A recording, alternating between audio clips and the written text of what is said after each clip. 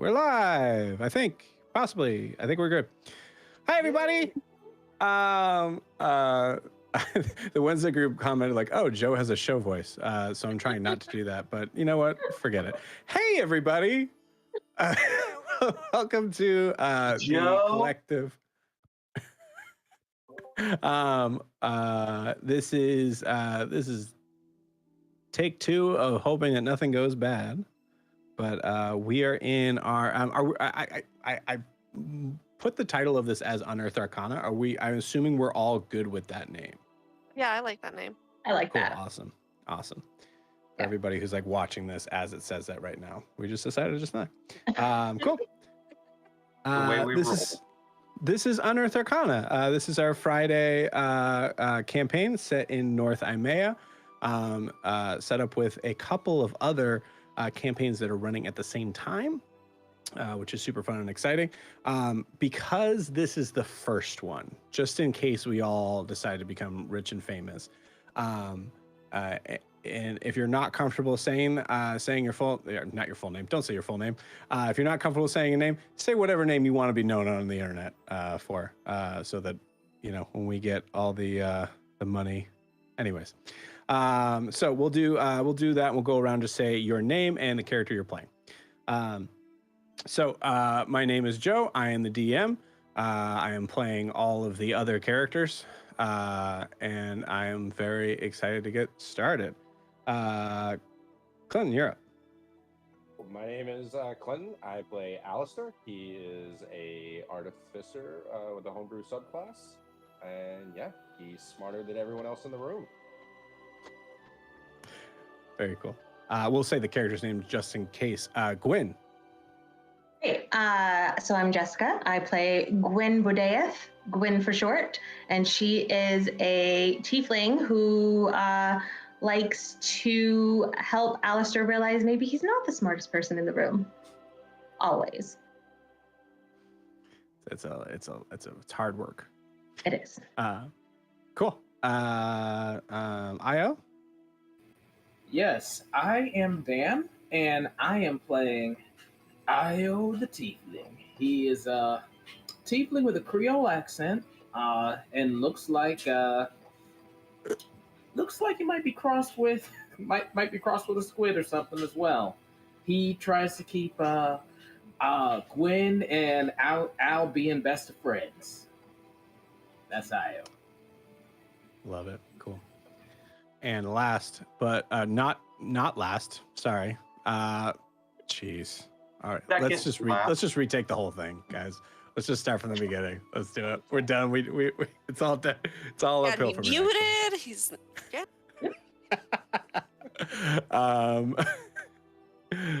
Nalani, you are next. My name is Mitch. I will be playing Nalani. Nalani is a wood elf with that's a little standoffish and likes to watch the action unfold and see what's going to happen. Very cool. Awesome. And last but not least, yes, got it. Siobhan. Kiki. I'm playing Siobhan. She is a rogue with a heart of gold who's just working through her trauma with these crazy people she just met. Also, mom. Yes. You hey, I'm not a person. I'm an elf.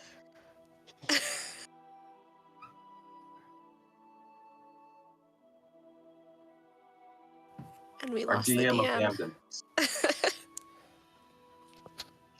Right, did that freak you guys out? I just like left.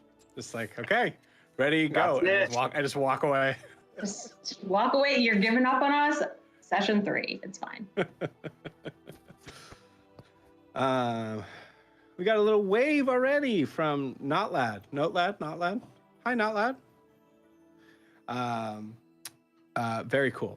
So as this is the first session that's on the stream, what's funny is for Wednesday's session, I was going to give the shortened version of coming up on a 2-year-long campaign, and I decided not to do that. Thankfully for this, we can actually do it fairly simply. Does anyone want to take the honors, or would you want me to do it? Up to you guys.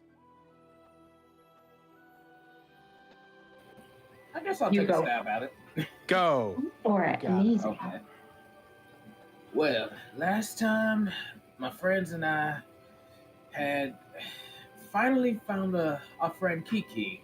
She was going through a bad way after experiencing a little bit of a bad meetup with a friend in well, I wouldn't call him a friend really, in black. And that friend, lack of a better word, rattled her seriously. So as she comes running, we find her. She's altogether out of sorts. She says we need to find some place to talk with her in private. We make our way over to her old home. And just as we're about to get things together, her old pal Kenneth comes by.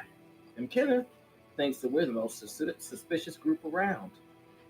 And push comes to shove, he calls the guards on us. We send Neilani to go get a spell component for Alistair as he realizes that he can make a way to have us have a little bit of private time. This didn't go as planned because just as the rest of us smoothed things over with the guards, Io shot a telepathic message to Nene, as he often calls him, and he was a little tired, so he did not give the full context. So Nene, thinking his best buddies were in trouble, shot the guards, and bad went to worse, and next thing we see, Alistair throws a vial of acid on a guard and seems to grow 8 feet. In a nutshell. So good. I was trying to think of a way to be able to add more to this, but there's really no good way to add more to this. But Io doing the intro in character is now my favorite thing that needs to happen. It's amazing. All the time. Please take a DM inspiration for that, because that was lovely and such a good start to our setup here. Well, fantastic. Was there anything else anyone wanted to interject with, reminding the people, including the DM, maybe?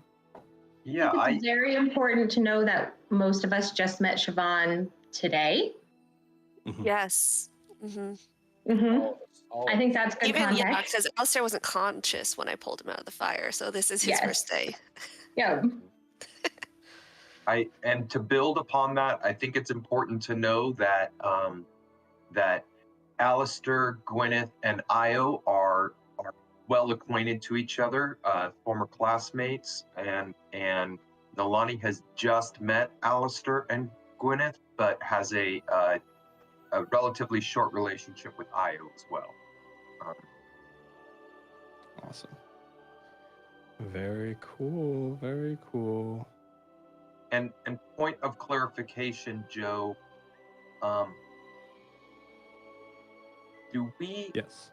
There was some discussion. I don't know if we know or we don't know who's dead and who's not dead when you set the scene. Yeah. No.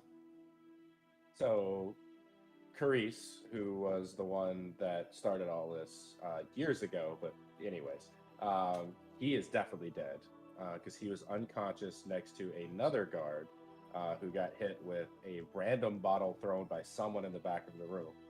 And they both burned to a crispy ash. There is one on the other side of the stairway that is unconscious that Siobhan knocked out. Mm-hmm. And then there's one at the top of the stairs who is wrapped in vines from Nolani's arrow that we do not know if they are dead or alive, but we can infer pretty heavily from DM speak, probably not alive. There was another one too, wasn't there, that Gwen hit with magic, I think. That was the one that... Ice magic or That's the one something? I burned to a crispy ash. Or someone burned to a crispy ash. Because there were 4 guards altogether. Mm-hmm. Yeah, so there's one unconscious on the ground, correct? Yeah. So Yes, one that's the unconscious one on the I Oh, hear. ground die. there, and there's one that we're not sure of. Very cool. Awesome. And as a random heads up, the one that is unconscious is also the one that Io charmed and will know that when they wake up. Good rule note. Very nice. Fantastic. Cool. Everybody roll new initiative. Mhm.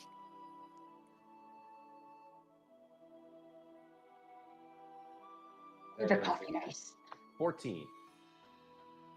Okay. Oh, excellent. 4. Nice. 8. 12. 7. Jesus Christ, guys. Jesus We Christ. are the worst. 2023 is not it. Unbelievable. Easy. You have your talkers going last. It's fine. Obviously, no Herringons in this group. What was Ios? That was an 8. Fantastic. Fantastic. And it's my turn. Okay. Oh no. At 20. Cool. All right. So to try and set this actual scene as best I can, you are in the cellar, and we'll do this. This is going to sound a little bit more cave-like. I apologize. It's not putting everybody in the absolute correct scene, but you know I'm working on it. It's better than the scene here. You all saw many things happen very quickly.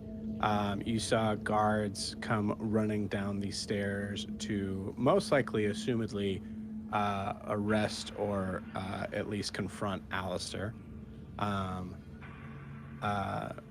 based on a distress call from a concerned citizen that knows Siobhan very well. Within that time frame, there was a successful convincing of maybe we all just kind of calm down and relax and we'll figure this out. That was interrupted by a fully understandable reaction from Nalani coming back, running back in emergency to his friends, seeing a group of armored guards coming into an area that it'd be safe to assume there's no way out of, and thought quick and decided time for action, started shooting at the guards. In the panic, you all jumped into action, very quickly subduing all of the guards here, trying to knock unconscious, but I would say at first very successful at knocking many of them unconscious, until there was a moment for Alistair, based on a rough wisdom save, reaching for something to throw at these guards, blindly looking. Alistair, you remember reaching for a glass, feeling something, and then actively pulling your hand away and grabbing something completely different. Upon throwing it, you threw it faster, harder, with more athletic ability than you've ever had, or could possibly ever have, slamming it directly into the face of this guard that immediately exploded on impact, burning this guard from the outside in, essentially, and also having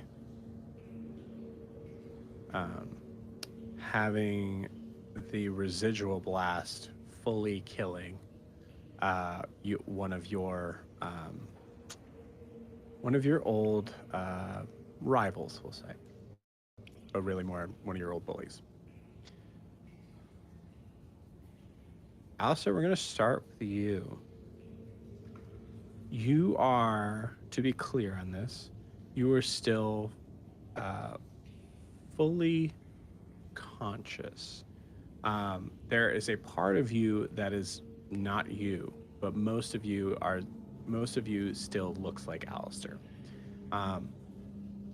You are staring at this. You're putting your hand in front of your face and seeing something as if there was, as if someone had put some sort of like, someone had replaced your arm with a giant's, or at least an ogre. It is anatomically incorrect. It is not your hand, I think, is one of the first things that you really think of. But you are fully conscious in this moment. Tell me what Alistair is thinking in this exact moment. I think all thoughts gone. I think this is something that makes zero sense. This is not possible. It's not his arm. I would imagine his first instinct would be to flee from it. I mean, Okay. The idea of seeing something this large, much larger than him, right over his shoulder, connected to, it would be frightening. Yeah, that makes a lot of sense. Roll me a charisma saving throw. Actually, this would be wisdom. Roll me a wisdom saving throw. That is a 12. Okay, cool. You are successfully frightened. Awesome. If you were to try to attack this being in any way, you would have disadvantage. But you also essentially are in that mindset of just almost kind of just shutting down, right? Like you said, like no thought. It has not hit you yet that this is yours. Cool. Io, you, as you're kind of trying to gather your senses from everything that's going on, you start to hear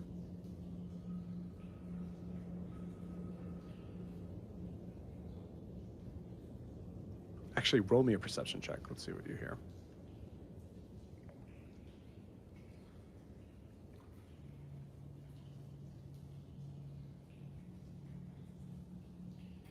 One second here. I'm just adding up the 18 plus my modifier here.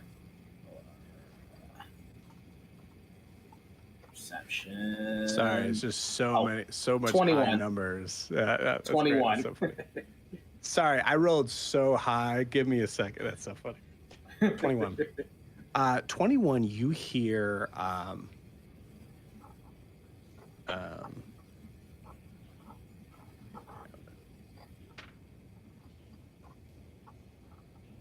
I don't have this. You hear distant screams. You know that it is from outside. And you know that it is, it has to be relatively far away, but you definitely heard multiple people screaming.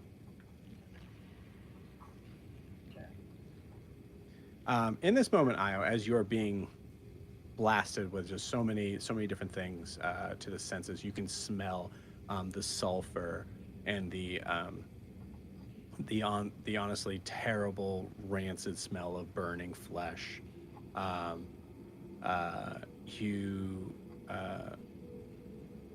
You hear the sounds of residual flames still crackling over the bodies. You see Alistair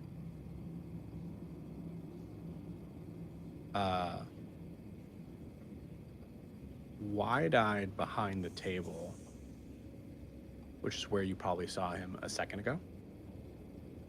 But you notice that there is something on him. There is something that seems to be stuck to him that is practically lifting him up off the floor. And I will say with that perception check, we'll carry that over. That perception check, you're able to identify that this is something that is connected to Alistair, as if it's growing out of him. What does Io think? What are Io's thoughts? And then if Io would like to do anything. Okay.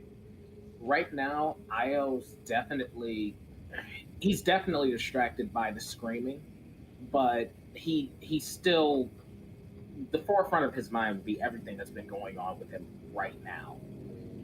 And in his haze and stupor, he'd be looking at Alistair, and he's like,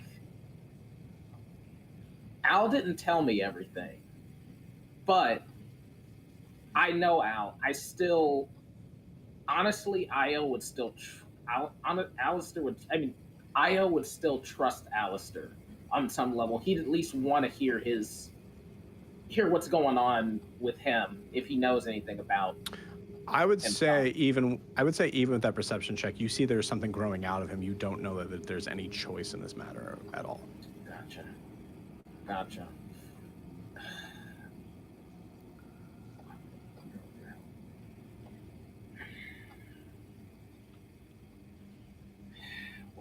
What would I want to do? I think one thing Io would want to do, if he's in a situation where he'd have to put Alistair down, he doesn't want to get people who aren't very close to Alistair involved. So he'd shoot Gwen a telepathic message to say, Gwen, we've got problems. Okay. Something's up with Al. I don't know what, but you're still in initiative, so this is still like a 6-second like thing. So okay, remember, so we want to keep it relatively short. Yeah, I'd say Gwen, something's up with Al, and I'd pretty much leave it there. Okay, cool, awesome, fantastic. I believe Nalani, you are next. Go ahead and roll me a perception check. I'm going to say with advantage. I believe Nalani's still at the top of the stairs on the first I floor. have it. Yeah, I am at the top of this. If I'm correct, I'm not even at the top of the stairs. I'm 5 I think or you're still 10 outside, aren't you? Yeah, I cannot see into the basement. Yeah. With advantage, thank God. Perception. 13. A 17. Okay. With a 17, you hear distant screams. It sounds like 2 female voices. You know with a 17 that's relatively high. You are looking around. You have your dark vision, and you're trying to see what in the world is going on. But you've also heard an explosion from downstairs. I think from your vantage point, you can see that there is fire in the basement. And you can see smoke that's coming up from the basement.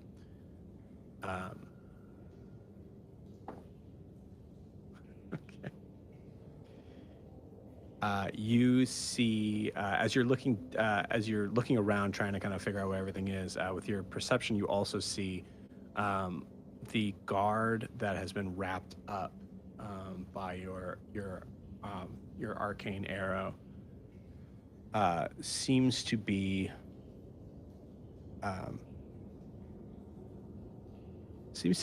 wincing. Looks to be unconscious, but in a way that they're having like a scary dream sort of thing. So with that, you do know that the guard is alive.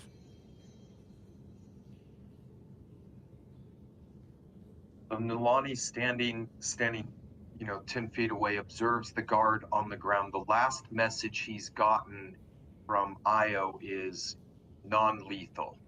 And so I think Nolani pulls the spear that's still in his side out and takes movement to the top of the stairs, like with bow still in hand, approaches the top of the stairs and yells down the stairs, Io, are you okay? And probably, if allowed, would do like a perception step or perception of like down into the cellar as he's coming up to the stairs and going down. Okay. The intent would be find Io and assess what's going on. I mean, you have your full movement here, so I'd say if you wanted to take your full movement, you could get halfway down the stairs. I think he does that while yelling for Io. Okay, cool. As you get halfway, go ahead. No, that's it. As you get halfway down the stairs, you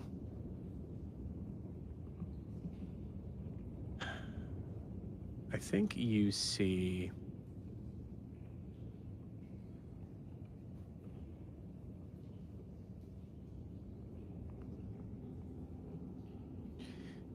the remains of an attack in the way of there are, because Gwen is right there, I believe, or no, Siobhan is right there. Siobhan is right there, kind of probably panting and standing over one of the guards that seems to be passed out.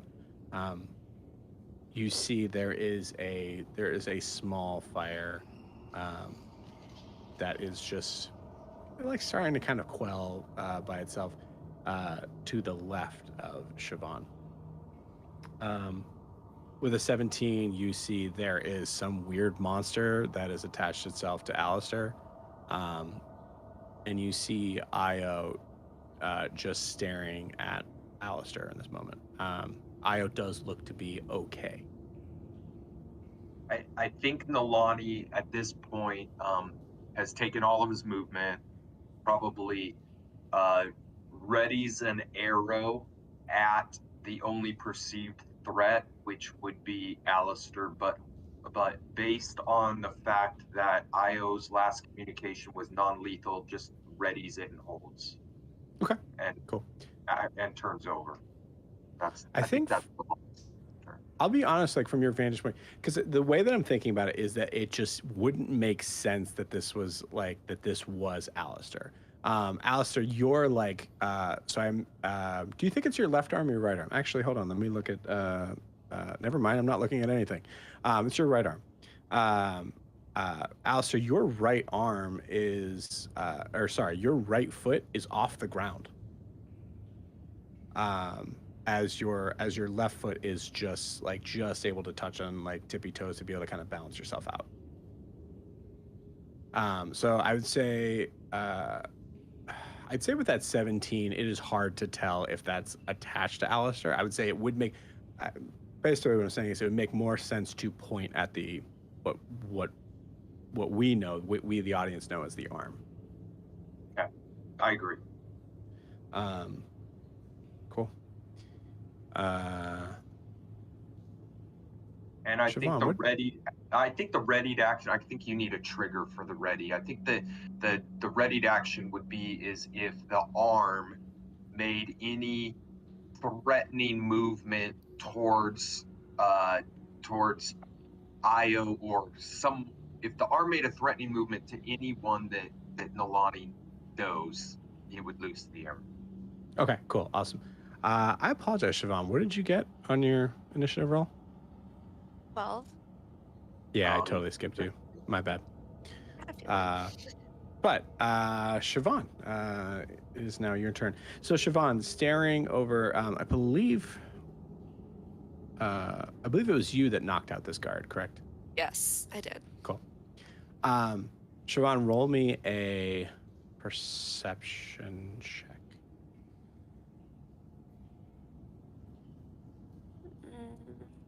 It's gonna be perception 17.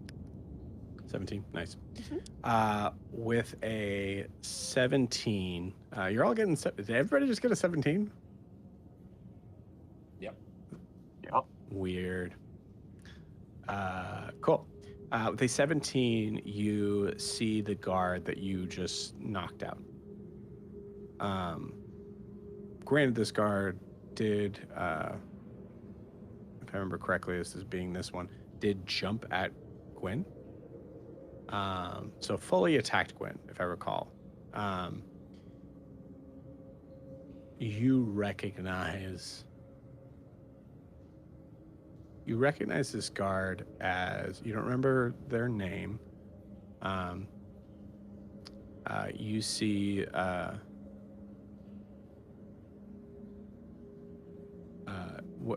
the reason why you recognize this guard is this guard has green skin, and it's slightly like a grayish sort of green. You'd recognize some of the like underbite chin sort of structure, as this is someone of Orcish descent. Kind of short. So you assume maybe half orc. Military style, like haircut, like black hair. You remember this because you remember seeing this guard next to Brooke in one of the many times that you've had conversations with Brooke. Okay. You may not be paying attention to that, but I'm just giving you that as kind of a thing to look at. As you see the fire starting to die down to your right from this explosion from something in your basement. And then if you were to turn around, you see something very similar to what Nalani sees in regards to Alistair. But I don't hear the screams. No, I'm sorry. With the 17, you do hear distant screams. Yes. You do not recognize the voices. Okay. I would look back at wherever the fire came from and see Alistair. From where I am, can I tell that this is coming out of him, like it's a part of him? Or I can't even tell that. So what's funny is, yeah, you're coming kind of from the, in my mind's eye, you're coming from you're further right in the room, so you're looking at Alistair, probably in an angle that no one else can see. So I will give you that. Yes, you see there's something coming out of Alistair. Does he look scared and confused about it, or does this look like something he's used to or enjoying the power of? Absolutely not. Looks absolutely terrified. Okay. She would turn to him and walk over carefully. I don't know what's happening to you, but I know that you don't know what's going on either. I need you to calm down. We need to get out of this. You need to calm down. Cool. That's it. That's her turn. Okay. We'll solve that on Alistair's turn. What's that? So how close did you get in feet? Just curious. She would get within 5 feet. She would have her hands out like trying to tame a wild animal, you know? Rabid dog, very carefully. Okay. So you're within 5 feet. I am moving within 5 feet of him. You got it. Okay, cool. Gwen, you're up. Gwen, you see and hear. Well, roll me a perception check.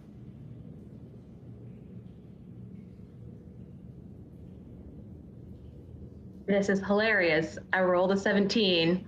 However, it's -2, so it's 15. Wow. That's really funny. Cool. With a 15, you see everything in this room. You do not hear the screams. You do see Siobhan walking over to Alistair that has something that is connected to him, or is that is either ingesting him or coming out of him. It's hard to tell from your angle. Okay. And you see Siobhan trying to basically, that's a perfect way to put it, like arms out, trying to calm the wild animal, sort of thing. You also see Nalani has made his way down the stairs, halfway through, bow drawn. So I see the unconscious guard that Siobhan dealt with, the bloody remains of Karis. What about the older guard? I think there was like an older human? The older guard's the one that took the full brunt of the bottle. Yeah. So he and Karis are dead, it seems. Very. Yes. Okay. And the fire seems to be under control. Yeah, I would say it's kind of like you can see it sort of starting to die. Like this is still in initiative sort of thing. So you see there's still flames, but it does look like it's about to, like it's dying. Okay. So in her, I assume telepathically back to Io, she's just gonna go. Like I don't think she's capable of actual processed thought right now. But she is going to see Siobhan. Is Siobhan still visibly frightened, or is she still under calm emotions? So that's a funny thing. I think Siobhan, I left it to you if I recall, right? Yes, we did have that conversation. And yeah. I think seeing Alistair and recognizing that same fear of what he is, she's able to empathize with that and stay calm. If it was different, might have been different, but I think she's got herself under control right now. Awesome. Okay. This is also all happening under your roof, Siobhan. So I think there is also probably a little bit of a feeling of this is so weird to say in this moment, but like a hospitality is not the right word, but like responsibility, I think, maybe. And she does kind of feel guilty because this is kind of all her fault for acting like a weirdo in the streets. Sure. That's a way to think of it. Yeah. Okay. So I think Gwen, totally unprepared for any of this to have happened. This is pretty much her first time in a situation like this. Is going to move away from the gloopy messes in front of her, just sort of over to the side where she can see where Siobhan is, and I think she is just going to think back to Io. I have no idea what to do right now. And she's just gonna like hold out a hand holding like a spell in case this monster attacks Alistair. That's what she's thinking right now, is he's being eaten by a monster. So she's gonna see if Siobhan can take care of it, because she seems like the adult in the room. But if not, then she will try to help Alistair get away from the monster. So I'm holding Eldritch Blast. Love it. Do you think you just tried to move to get a better angle of Siobhan, or do you think you moved closer to Siobhan? Just a better angle. She would have moved further away if she could have. Cool. Love it. Yeah. Okay. And so you just see little inky tendrils start to form, but nothing else really happens. Okay. That's what she does for now. Alistair. I can't promise this is the last time I'm going to ask you of this session, but I hope it is. Roll me a very important wisdom saving throw. Got it.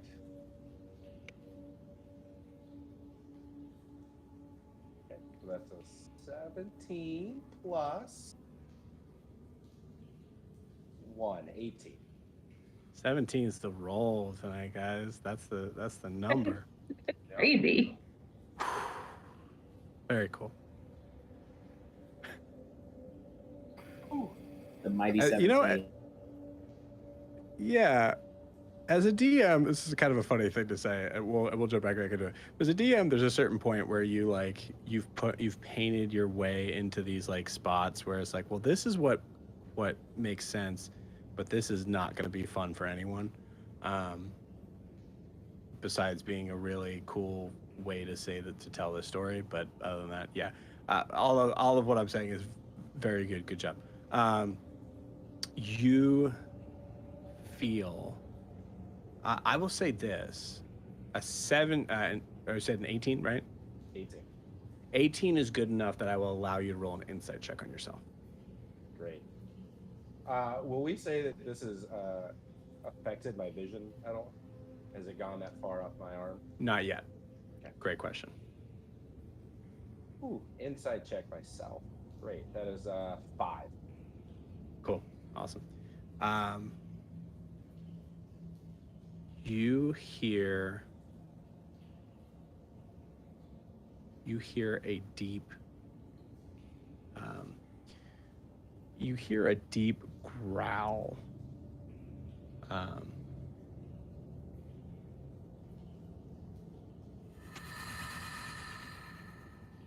in your head as you feel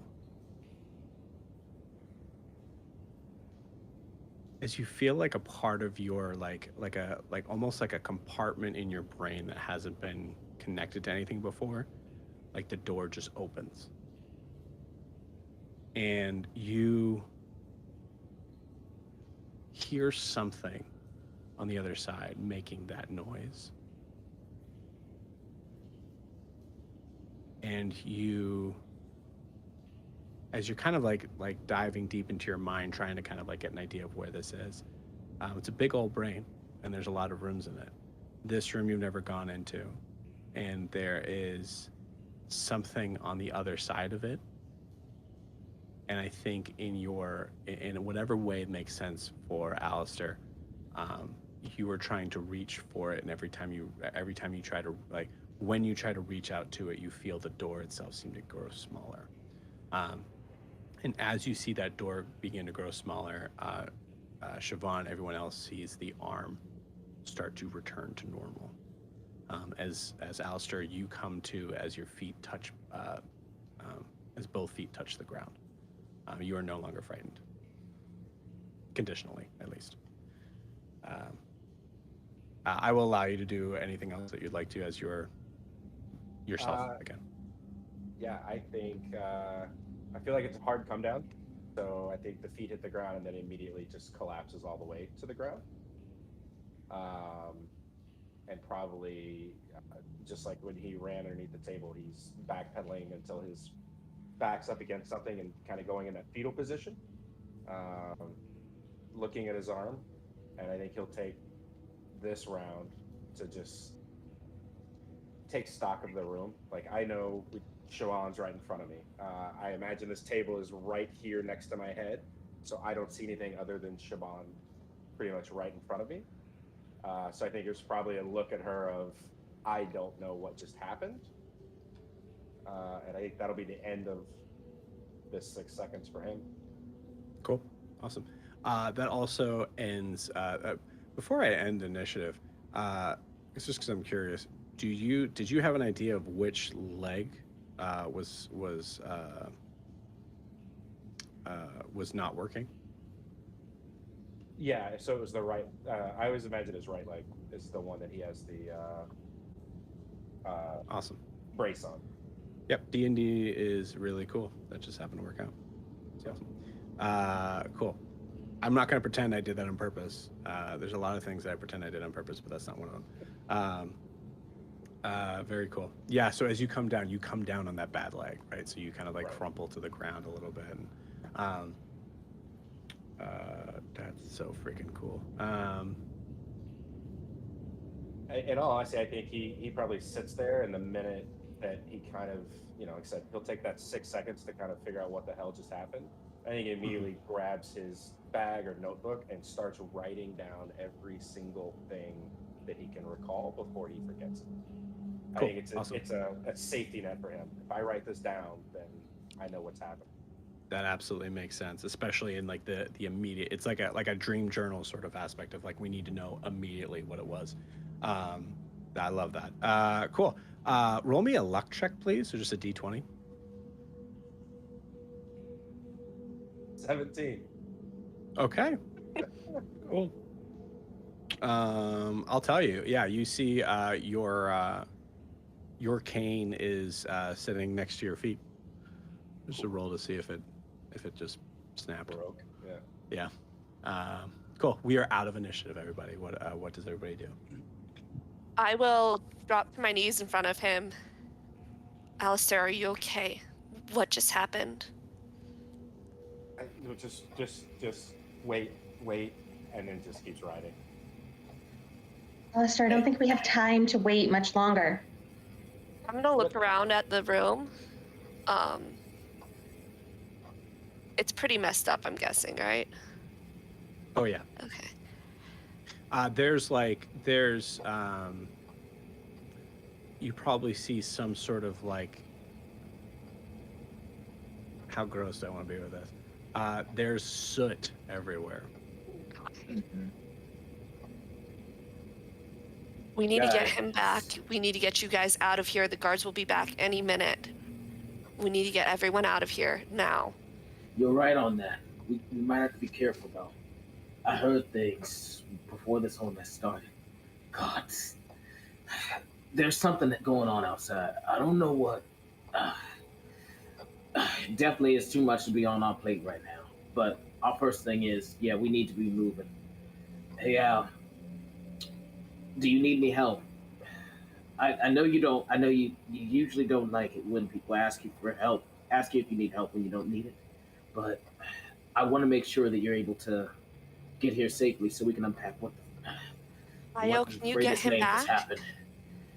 I can help. I mean, I'm not the most physically strong, but as he just kind of moves his hand to say, I mean, I can help make things a little easier for him moving around, but that's about it. Nalani, He's muted. roll me an insight check. Oh, muted Nalani. Yeah. Nalani is eased up next to Io while this interchange. Before you do that, roll an insight check. I have a perspective thing that I want to make sure is handled by the dice.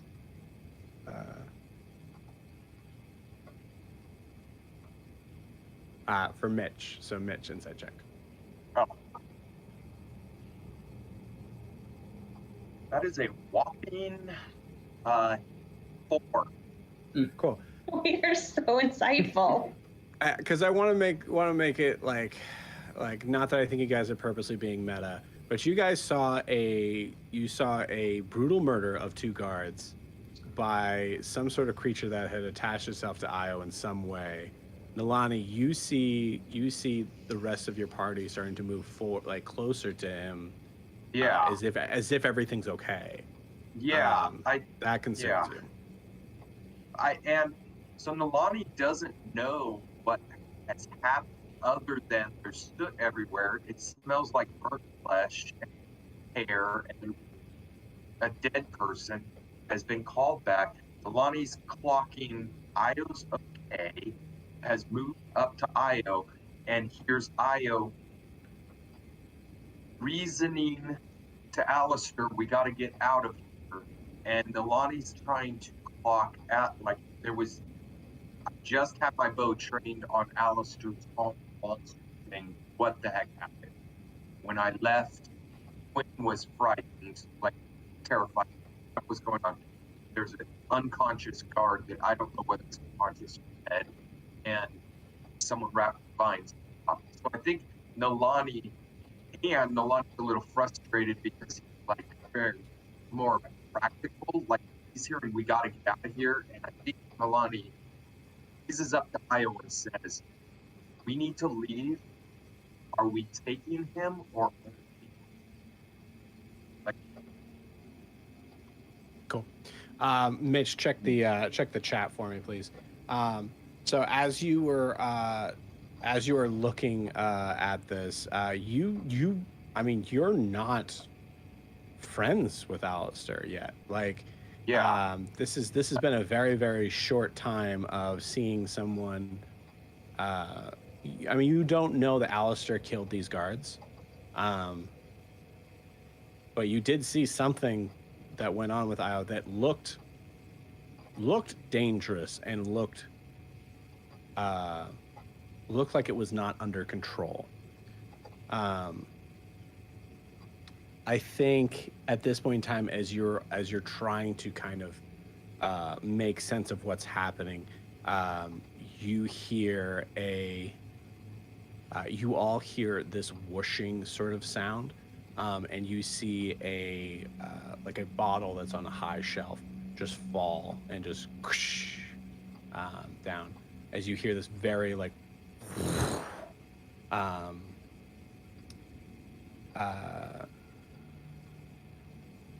followed by some yelling by the townsfolk.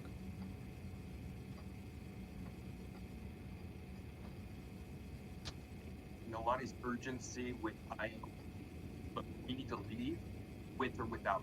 We have to get out. Cool. I think I heard that Mitch, you're still cutting in and out a little bit. But okay, cool.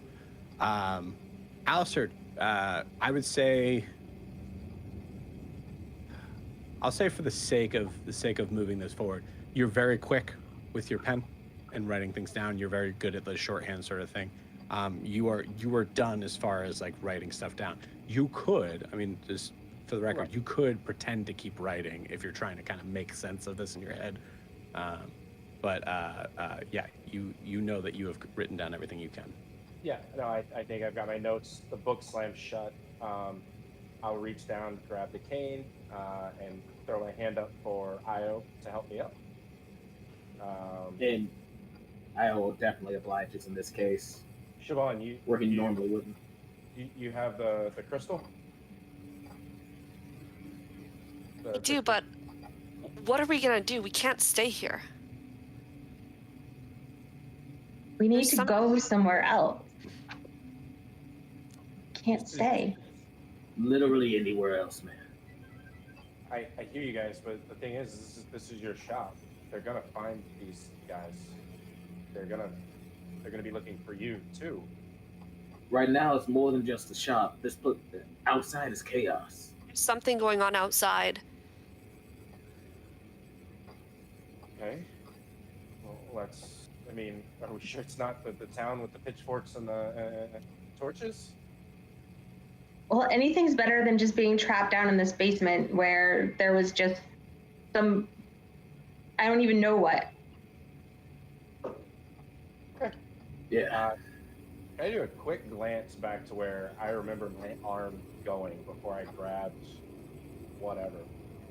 Is there anything else? You want to figure out what you are you trying to figure out what you threw, or you're just trying to see if there's anything else interesting? Well, I wrote down notes, so I know the reaction that happened, but I can deal with that later. I'm curious if there's anything else on that shelf that would match what I think happened. Oh, okay, cool. Yeah. Go ahead and roll me an investigation check. 13 plus 6, 19, sir. Cool.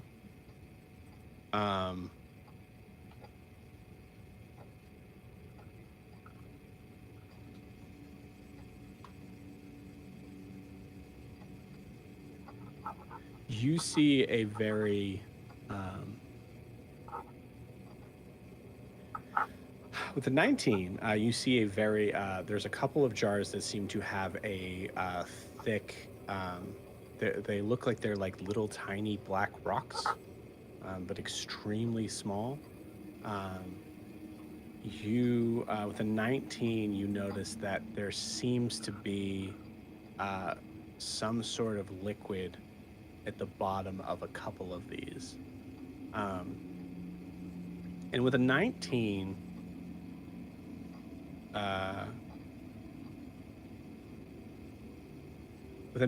you surmise that you actually most likely moved one of the bottles out of the way to reach for this bottle, actually. And the bottle that you moved is just an empty jar with a note in it. Sorry, that doesn't make any sense. It's just, there's nothing else in it but a note. You get what I'm saying? Got it. So the beans or the rocks into my hand. So I think I can. Are they small enough I can hold them in my hand? They start to kind of like fall out of your hand. Oh, the beads. I'm sorry. Yeah, the the little jar of beads. Yeah. Yeah, Crystal beads. I'd say you're able to like kind of like clutch like a fistful of them. Great. And then the one with the notes, if you'll allow, into my bag with my journal. Cool. Awesome. And then, Roll me a. Are you being sneaky with this? no, I know we're in a hurry, so I'm just same way Yeah. like when we were at the lab. I'm just grabbing things that might be useful. Awesome. Cool. Yeah. Siobhan, you notice in a very Alistair-like way, Alistair has grabbed a note out of a jar in your shop that you didn't put there. I'm just gonna clock it for later. I'm a little concerned about the whooshing and stuff outside, but I am gonna clock that for later. Cool. Love it. Yeah, I think it's your husband as well, so I'm curious why he has explosive things to sell it. So Makes sense. Also, context question. Yeah. For the DM. When the whole fiasco happened last session with the arrow, did any of us actually see the guard who got shot, or even see Nalani at the time the arrow was shot? No. Okay. You did not. Okay. No. That's something I wanted to know. I think I think you all actually went down into the basement before all of the guards were able to even be seen. So yeah. No. Okay. Great question. One more as well. Sure. While Alistair's arm was mutated, for lack of a better word, I got the feeling that Io was close enough to see that it was attached to him. But was it not quite from the vantage point where he would have seen that it actually is him, or just a creature holding on to him? If I recall correctly from your vantage point, it was hard to tell whether or not it was something that was coming out of him or eating him. You did see it. You did see it go away. Mm-hmm. Okay. I think I'll clock it for later in how Io is sussing that out. Then I just need that answered as well. Just to be like clear on that, if it was something that was attached to him, it's not there anymore. Mm-hmm. Prospectively, I think that would cause a little bit of a panic.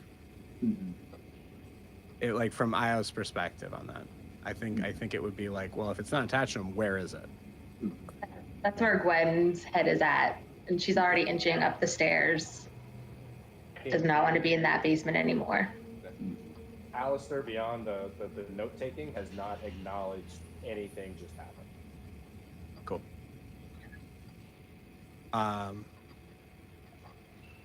Cool. All right. What do you guys do? We need to Get out of move. there? Yeah, Io Back. agreed with Nene. He's basically trying to tug at Alistair either physically or mentally to bring him along, but he's definitely moving up the stairs to leave. Cool. Yeah, Alistair, you letting? Yeah, absolutely. Cool. You guys push forward out of the room. Nalani, roll me a quick perception check, please. Not 20. Cool.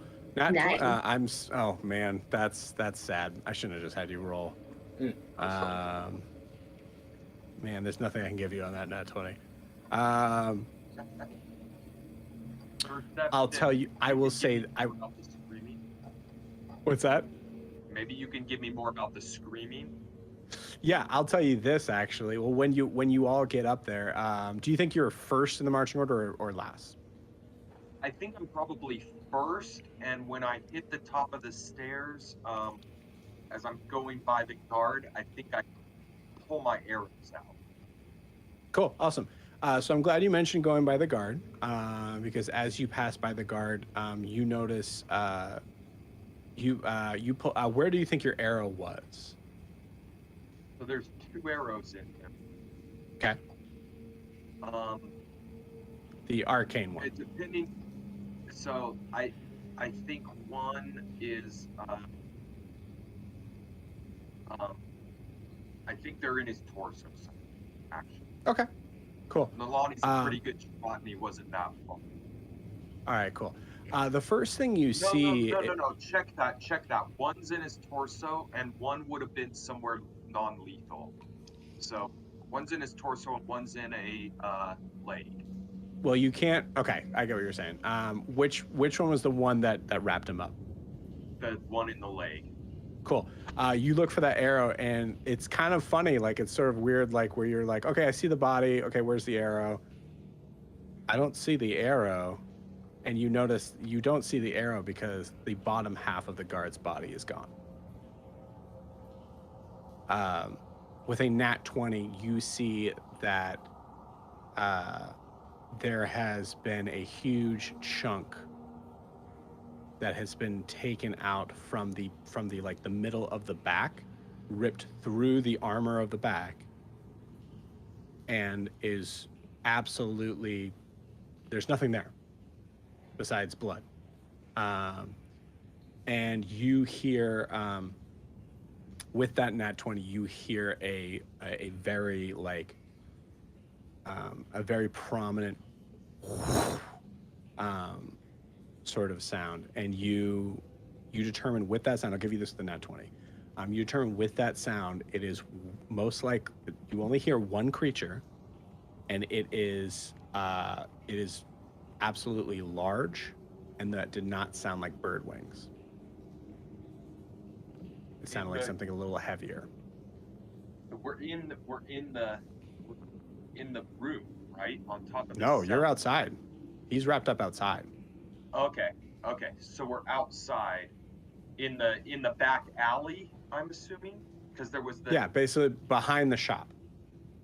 And it's evening time by now, so I'm imagining it's dark because we came back from the bazaar at like 6 or 7ish, correct? It is pitch blackout. And with Nalani's night vision, or sorry, his dark vision, he doesn't see anything. You didn't see it. I think Nalani says, and I'm imagining Gwen is maybe right behind Nalani. Nalani's maybe the first one up. Gwen was edging towards the stairs, kind of. I think Nalani kind of reaches back and grabs at her, grabbing maybe her arm or shoulder or something, and says, we have, very sternly to the group over the shoulder, we have to go fast. There's something out here. And keeps and tugs at Gwen and like goes down the alley. Yeah, Gwen does not argue. She is done. She's ready to be out of here. Awesome. With that nat 20, I will say also one thing that you do get is that you remember hearing a whoosh, and you remember hearing like a bottle fall down. And that was probably about maybe 15 seconds ago at most. And I think Nalani wonders if the screaming he heard earlier is associated with this whoosh. Yeah, that makes sense. I think the big like important thing here is that, I mean, obviously this person was unconscious, but there was not enough time to really do anything more than one. How do I put this? One. Yeah, I think like it's not enough time to be able to rip through armor and cut someone in half, if that were even humanly possible. Like it happened most likely very easily. Yeah, I think Nolani's Nolani's been trying to get everybody to get out of here since we ran into Shaban, and he's like, let's go. Cool. Yeah, you all kind of gather together. You start running. What direction you guys go?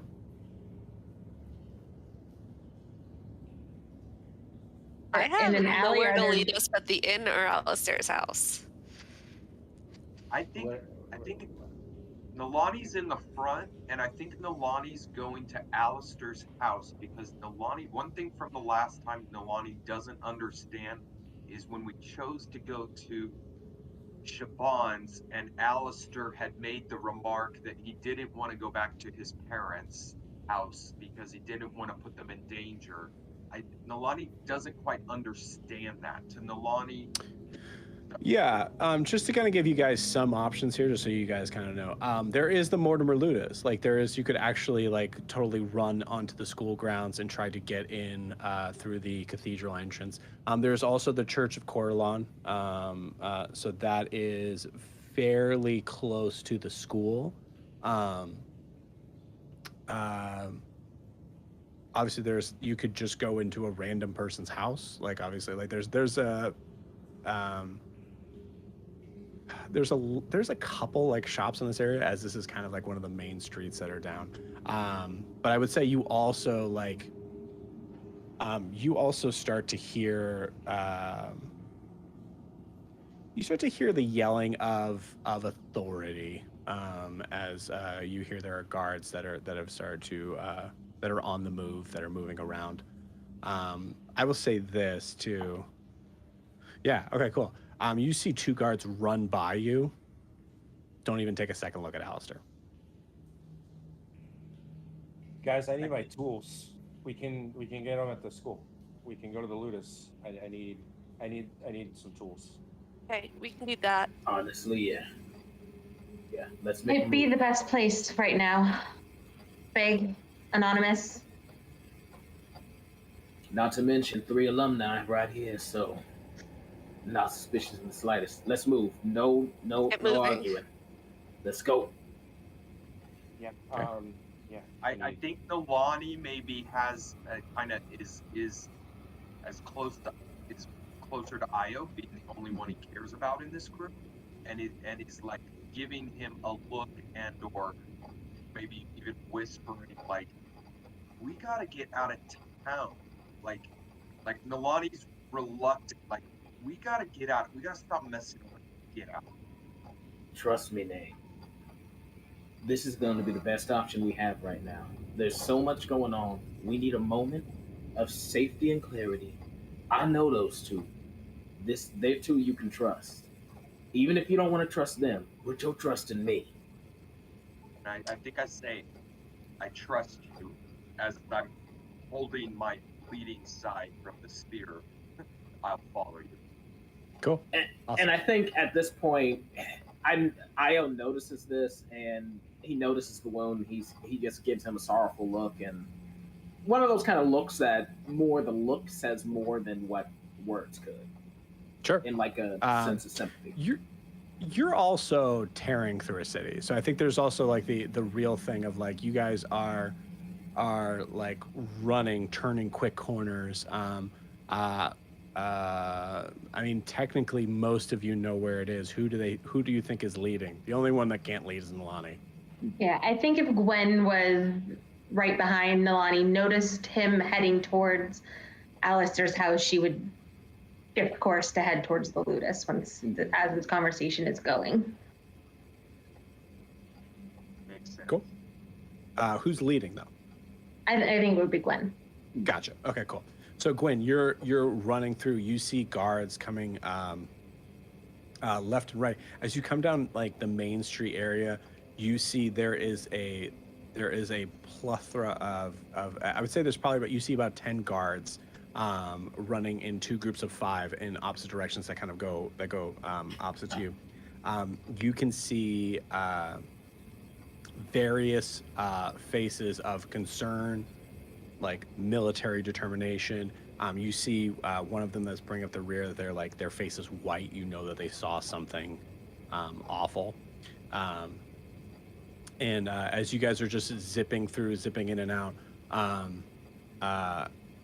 I will give Gwen a perception check. 17. Well, 18, but -2, so 16. Okay, cool. You see, in your dark vision, if I recall correctly, anyone feel free to correct me on this. But in your dark vision, I believe dark vision doesn't allow it's probably at least a muted sort of thing of color if there's any. Right. Yeah. It's very, You look off to your left, which is near towards the Pyre Mountains, which is essentially where eventually you're going to get to the Mortimer Ludus, as the Ludus is built almost into the mountains. It's actually very, very close. So as you're looking at the Pyre Mount, in the direction of the Pyre Mountains, you see, just as you round the corner, you see something a very pale, milky white. Just seems to catch the moonlight just at the right time. And like a sickly looking white. You also notice everything about this thing screams dragon. You see dragon wings. You see what looks to be a reptilian-like body, except that it's a little too smooth looking, and you only see feet, and it looks very. How do I put this? It looks very long. So like a little more serpentine than lizardy. Mhm. Okay. I think she would probably stumble. Like, I'm assuming it's flying. Like it's in the air. Yes, you see it kind of take off in the air. Yes. Okay. I think she would stumble, look up at it, but then just keep running. And as she goes, she says, I think there's like a dragon or something. We need to find cover. I don't know. We need to find something. And just keep. Although now are we heading in the same direction as the thing flew off, or did it fly off into a different direction? You see it actually seems to have like kind of started to go further up into the sky. And as you start to kind of say that and point it out, you look back and you can't see it. It was Okay. super So fast. almost like it's hopefully leaving. Yeah. So yeah, I'm gonna still head towards the school. Okay, Seems cool. to be the best place still. As everyone's running with all their might, trying to get out of the way, you see like there's townsfolk that are like coming out of their houses. Siobhan, it weirdly reminds you of the night that you pulled Alistair from an explosion. You see like a lot of people that are just like just rubbing their eyes, trying to see what's going on. You see like two kids crying as they're out of their house. And you get to the bridge that we, I don't know if I described it, but it was what I pictured Alistair's memory from. You get to the area of the bridge that leads into the Mortimer Ludus. As you're crossing over this bridge,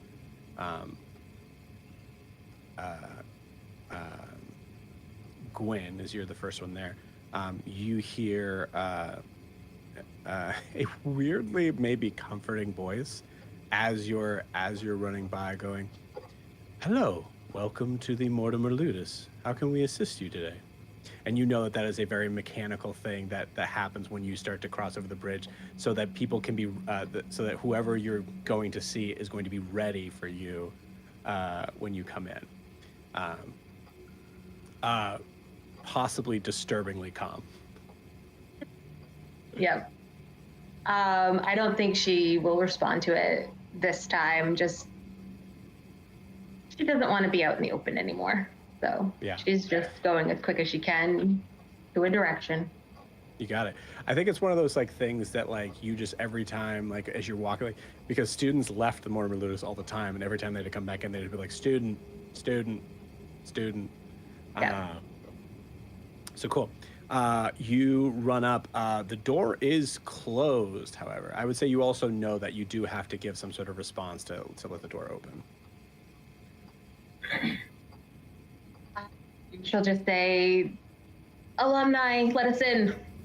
Cool. Yeah. First things You that see come to the mind. yeah you see the door completely open as you're running through for it, and you all manage to get in, and the door closes behind you. And I think with that, I know it's a little early, but I think with that, I think we need a 10-minute break. Okay. So we're going to take it. So I will see you all back here at, I have 9:34 my time, so say 9:44. Okie See doke. you all in a few. Sounds good.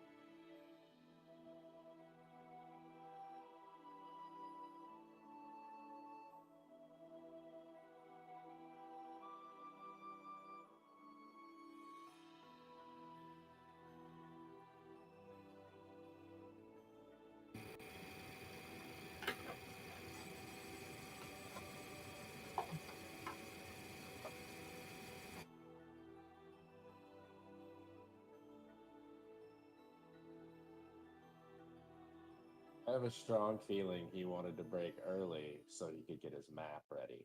Yeah, that's what I was thinking. If we Yeah. fight a great worm right now, though, we're all gonna die. There is no way we're not going to do it right now. Right. Oh man. We're not in a great place to fight right now. Good news is, I'm out. You guys, it'll be fine. Don't worry. I've been praying for that long rest for 3 sessions now. It's still Yeah, the same day, 3 sessions in. Mm-hmm. Campaign D&D time makes no sense. Campaign me, Jess, and Joe played it. We had one night, one party, and one single night that lasted like 14 sessions. Wow. That's Yep. crazy. It was a lot. It actually Super fun, but it was a lot. Yeah. I believe it. Somebody got crowned the drinking queen of the city. Yep. It's going to be such a weird whiplash for my Sunday campaign since we're doing like 2-hour sessions. Oh, yeah. So I'm like, how is that going to work? Those are hard. We do 2.5 hours on Wednesdays, and it's hard to keep in that timeline. Yeah, it's usually like pretty much one encounter or all RP. Mhm. Okay, good to Yep. know. Yep. Good to know. And even then, you sometimes have to break up an account, like a single encounter over 2 sessions. It's not easy. Yeah. Makes sense. Yeah. You get used to it though, and your playstyle changes a little bit depending on things.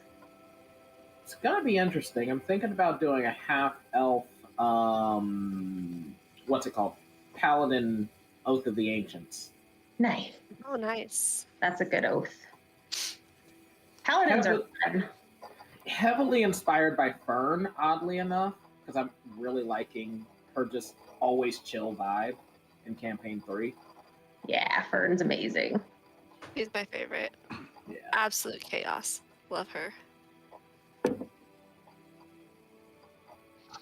My notes are a fever dream right now. Like, what? Yeah, mine are not We great. went from fighting in a basement to dragons. There's so much going on. So much. So much. I mean, you guys said you wanted. I don't know if we meant I at don't level think we 3, said we wanted Joe. dragons at level Oh, 3. I'm sorry. I did. I put that in my survey. Oh. Right. Say, Dungeons and I was thinking it was going to be in arcs, not all in arc 1. Not all in arc 1. Don't worry. We're going to make this well, thing we our did best level friend. 4 at least. It'll be fine. This is still the prologue, Dan. What are you talking about? Right?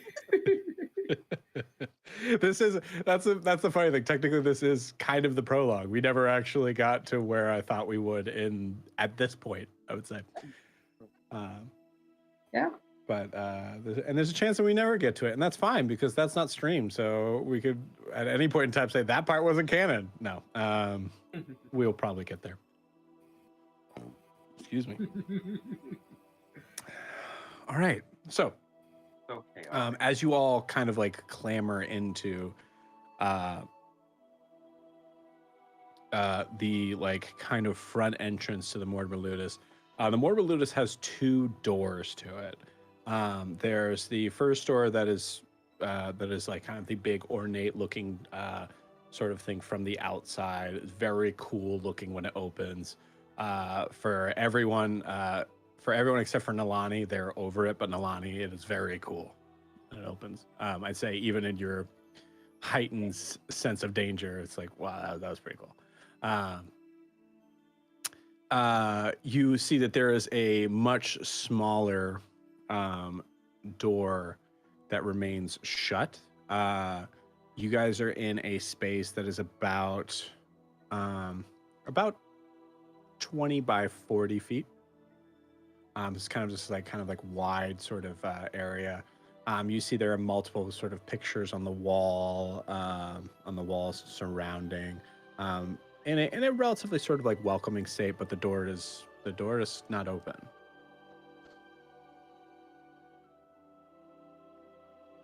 Do we need to Quick get in question. here? When we were leaving, we all saw the guard being eaten, right? Having been eaten. I would say with Nalani being like, yeah, we need to go. I think that drew your attention to it. Yeah. Okay, I think as we come in, the adrenaline sort of starts to settle down. I think Gwen's just going to say, but why was he eaten from the bottom? And then she's going to go find a trash can and be sick. There's no trash can here. Then she finds a corner and then prestidigitations it away. But You like that, guys? You like that's where I put my foot down? Yeah, there's no trash can Oh, here. trash can. great. Yeah. No, I love it. Yep. So, no, she would do it very away from people because, it's gross. Yeah. She doesn't do gross things. I mean, like 20 by 40 isn't huge. So Yeah, no. Definitely here. There's no privacy involved in this. No. She tries her best. I think this is like home for me, so I just keep walking, and I guess arm out to. It better not be a pull, DM, but arm out to push the door. So this is where I really kind of like hold the line here. It is the door does not open though.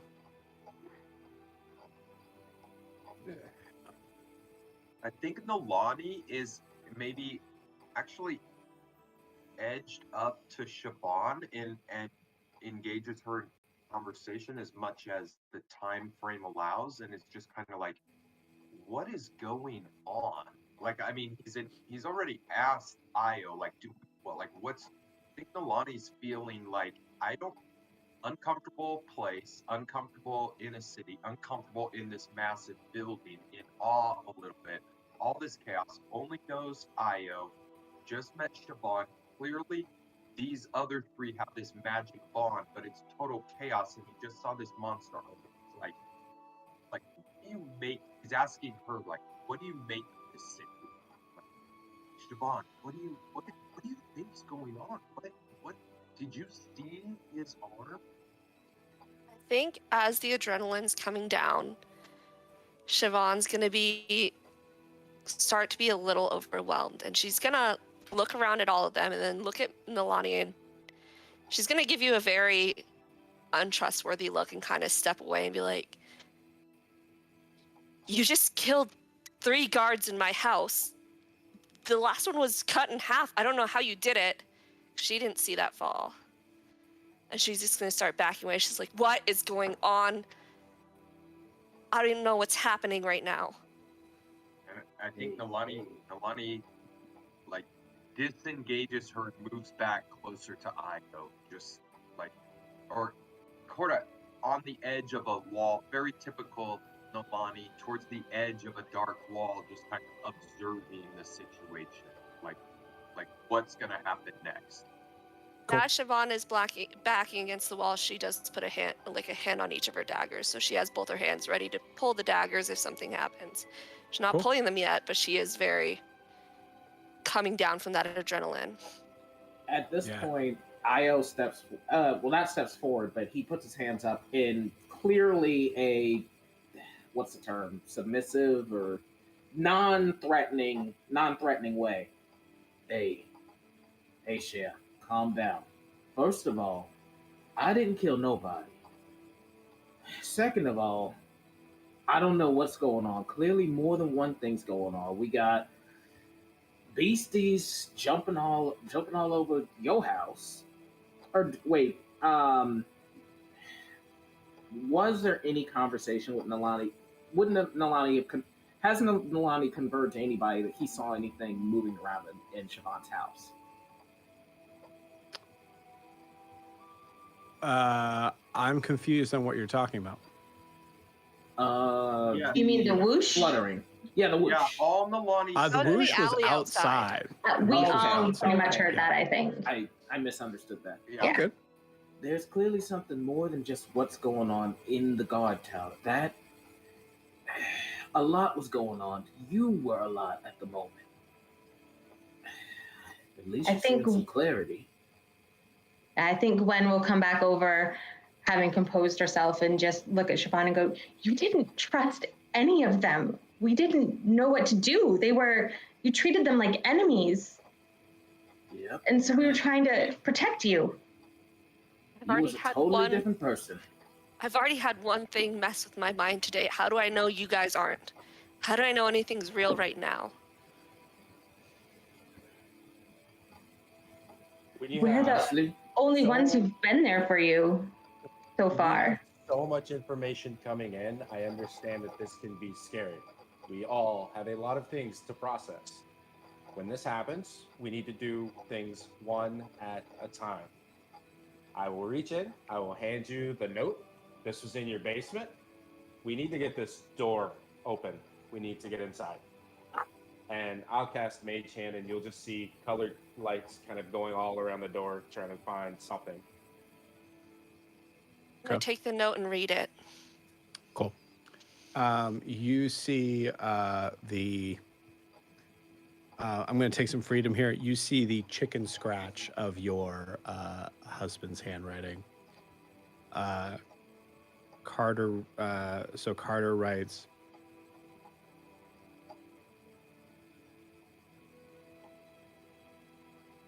Please don't move these bottles, all caps.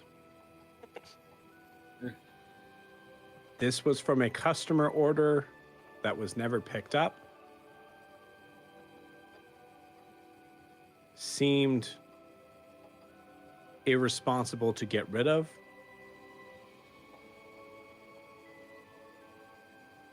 I love you, Carter. Okay. And you surmise that it was for you. Otherwise, that would be a very awkward ending to that letter. Yes. That's the surprise. That's the turn. Like, oh no. Yeah. Sorry. Go ahead. She's going to slowly tuck the letter into her pocket. And you can see she's like fighting back tears, and she looks at what Alistair's trying to do and says, Okay. give me a second, let me try something. And then she's going to try to pick the lock. Okay. I love it. It's going to be 11 plus 8 plus proficiency? Yes. 21. 21. Cool. You. So, Alistair, you're casting Detect Magic in here. Well, I mean, you're using your Detect Magic in here. You know to try, like, in a way that, like, you try to wear sunglasses when the sun is especially bright outside. You know there's certain areas that you need to kind of put those shades on, so to speak. This is absolutely one of those areas. So you like even lifting the shades. It's really difficult to see. There are many magical fields being placed here. Go ahead and roll an Arcana check on the door.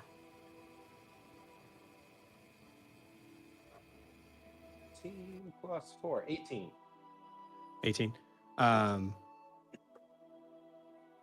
You get a sense of some pretty powerful illusion magic and something else. I think abjuration, I believe.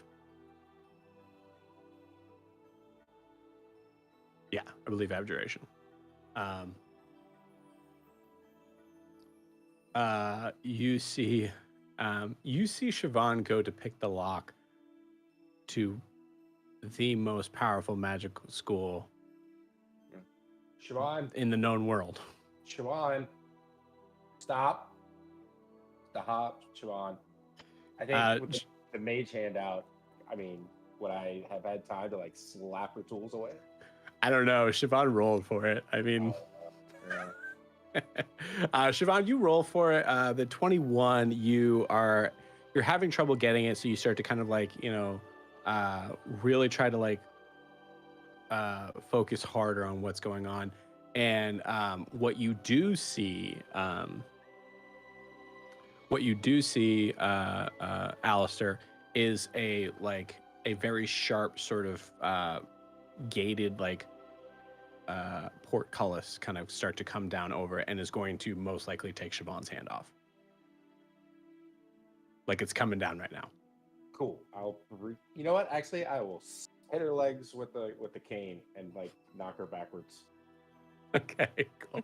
I'm going to say for the sake of Siobhan's hands, that works. Don't Yeah. do that. What? You. What is going on right now? What are we doing here? We need to get inside. I was trying that. You look back and you see it. I mean, there was a sound of like the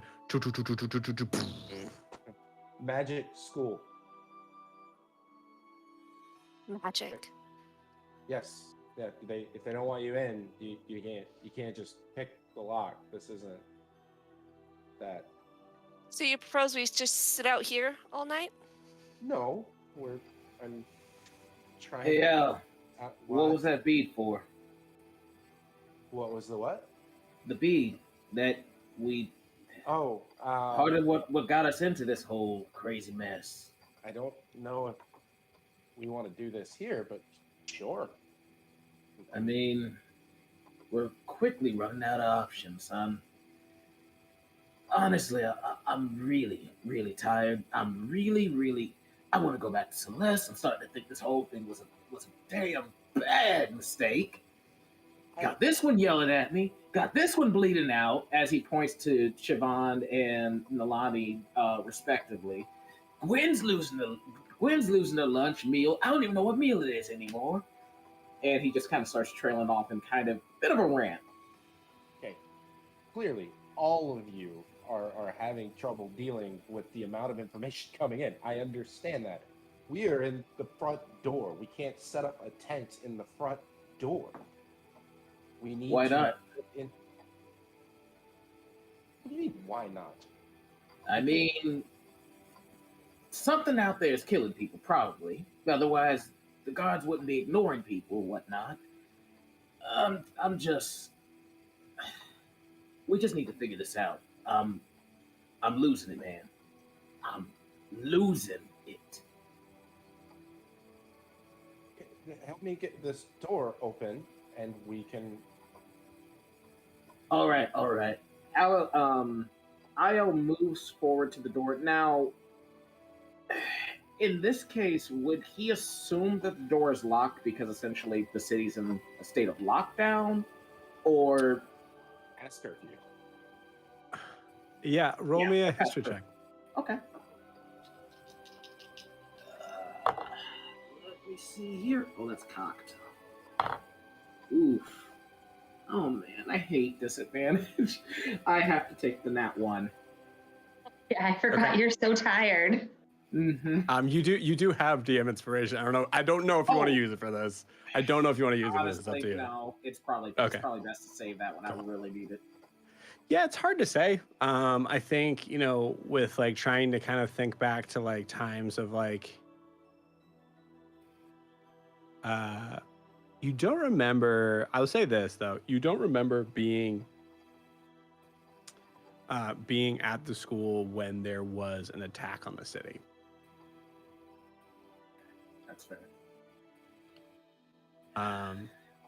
You do, however, see the door behind you open. The door that was outside? the entrance to the entrance? Mhm. Okay then.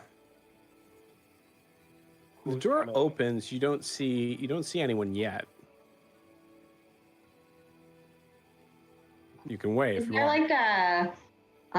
like a welcome desk or anything? Nope. No, just a big hallway and a door that we can't get Just through. a big hallway of pictures and nothing. Cool. Yep. And Nalani readies his bow and points it at the door. Cool. Yvonne would pull both her daggers out, ready to fight. Okay. I think Gwen is going to take a step forward and say, this is what got us into the last time. Let's try talking first. If anything other than a dragon, do not shoot. Cool. And she's just going to stand there, sort of toward, not like directly in front of the door, a little bit off center, but clearly not wanting to kill anybody else tonight.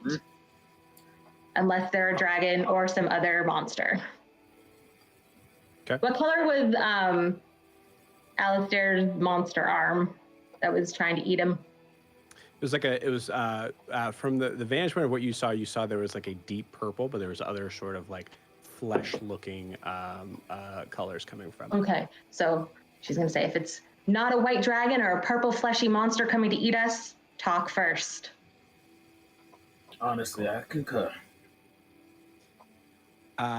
You see you see a hand reach out past the door. Looks like a small hand, like light skinned, just pushes through. You see a face of a halfling woman push her way through. Just happened to like close her eyes at the right time. You seem like she's like probably like you kind of hear her humming something to herself. Closes the door, turns, and then sees all you pointing weapons at her. Gwyn, you recognize this person immediately. Okay. This is Dahlia. Well, wonderful.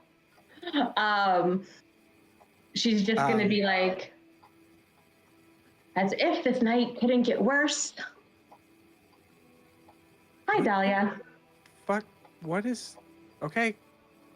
Von sheaves her daggers, frustrated. Did you not happen to notice the giant thing in the sky like 5 minutes ago, all the screaming? Excuse me, hello to you too. Can you get that? Can you have your elf friend take their bow off of me? Nay. Please. Nene Nalani. It's getting worse. She's Only in clearly that not this a is the threat. worst person in the world, but not deadly sort of way. Wow. Okay, Usually cool. bad people you point weapons at. As I Well, lower his bow. Okay. Nene's gonna lower his bow. The door. You see, so now that you guys kind of get a look, you see a halfling girl, probably in a very similar age to Gwyn, somewhat pointed features, very what you would call conventionally attractive, platinum, like very, very light blonde hair, twisted in like a long braid down the side. You see her kind of like flip it over her shoulder. Really? How long has it been? I'm sorry. I'm very stressed out tonight. Big dragon in the sky.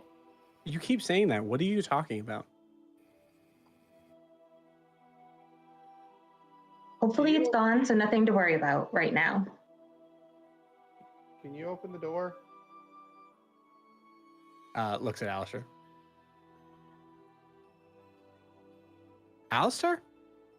Yes. Dahlia. The door? Can you... I Yeah. I can't... okay. I mean, sorry. There's a lot of things going on right now. Okay. It looks like the door is locked. Looks like we're locked out. It does look that way, doesn't it? Yep. Hi, Ayo. Hey, Dolly. So, how you been? Good. I've been really good. It's good to see you. It looks like the time has served you well. Kind of like walks I think up to you in Io a very Io interrupts and says, "Hey, this isn't reunion time. The door's locked. Do you know a way in?"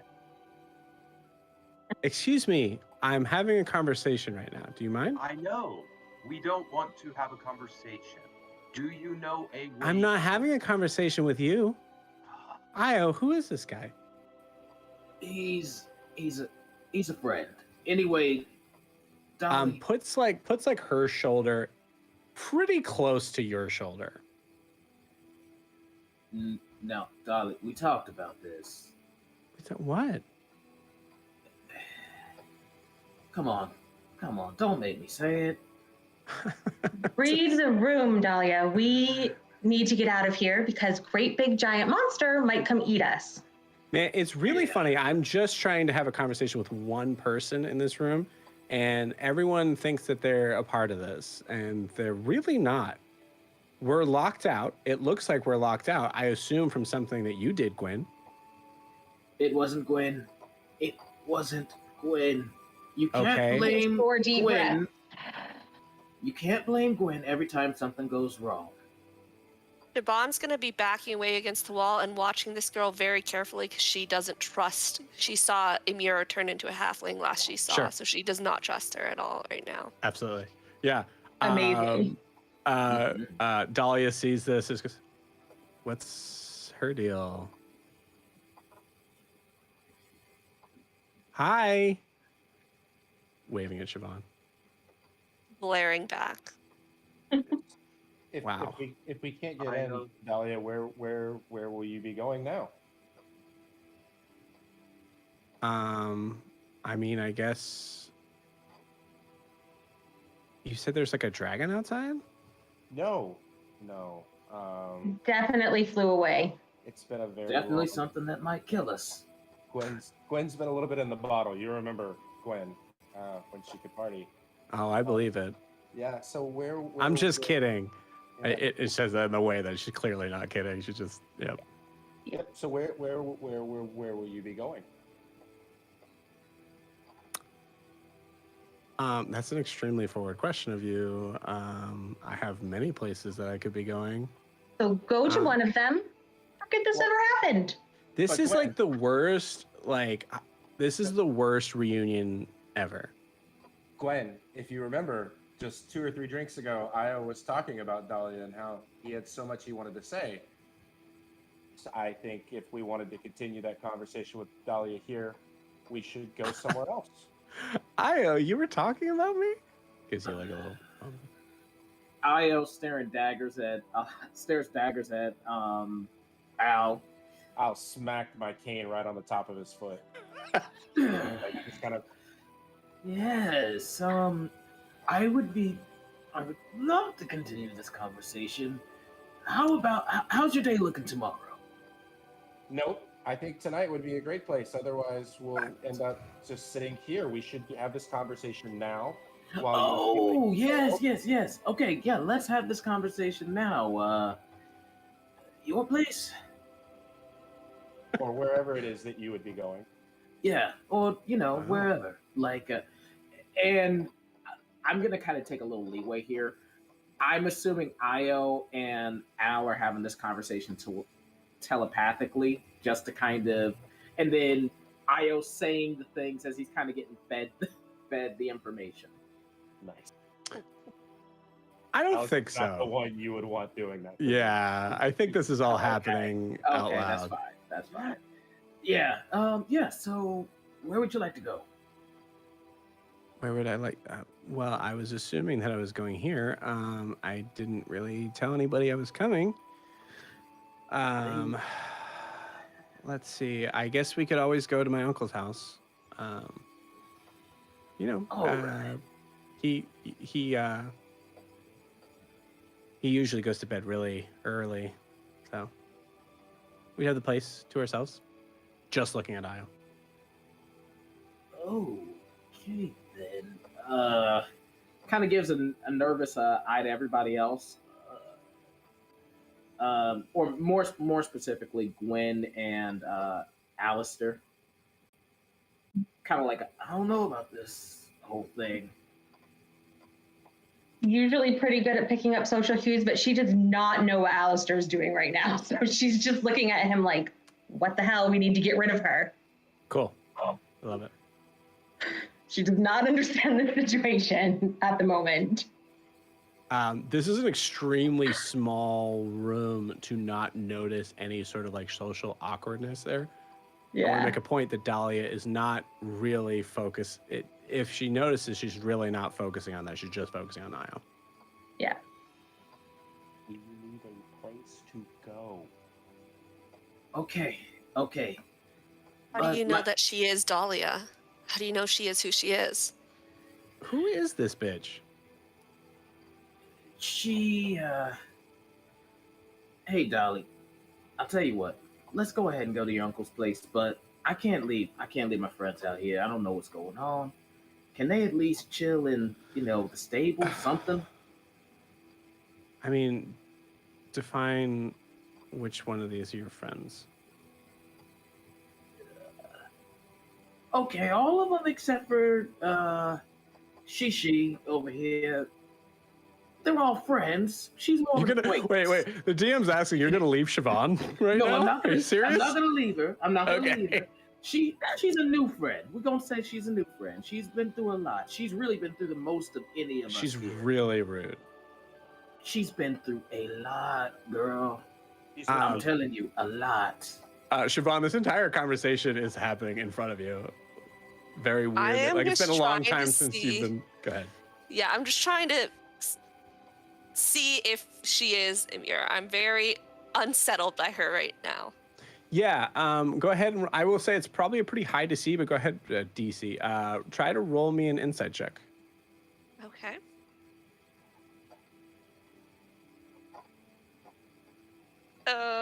That's gonna be insight. 19. You get the feeling that with a 19, either Ymir is playing a very long con, that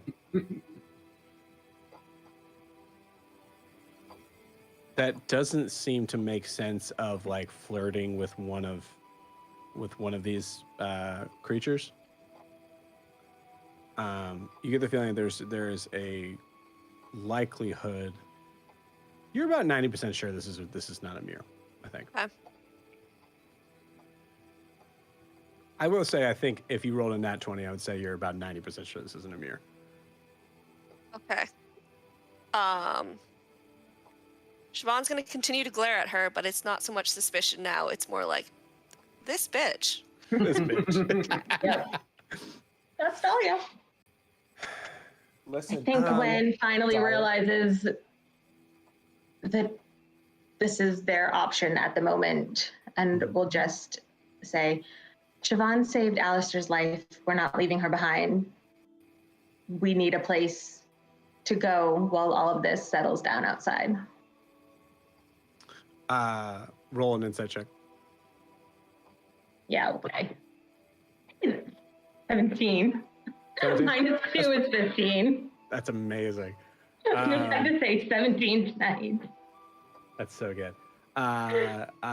You say something as jarring as Siobhan saved Alistair's life, and you see a clear look from Dahlia, of which she tries to cover up at the last second, that clearly said, why?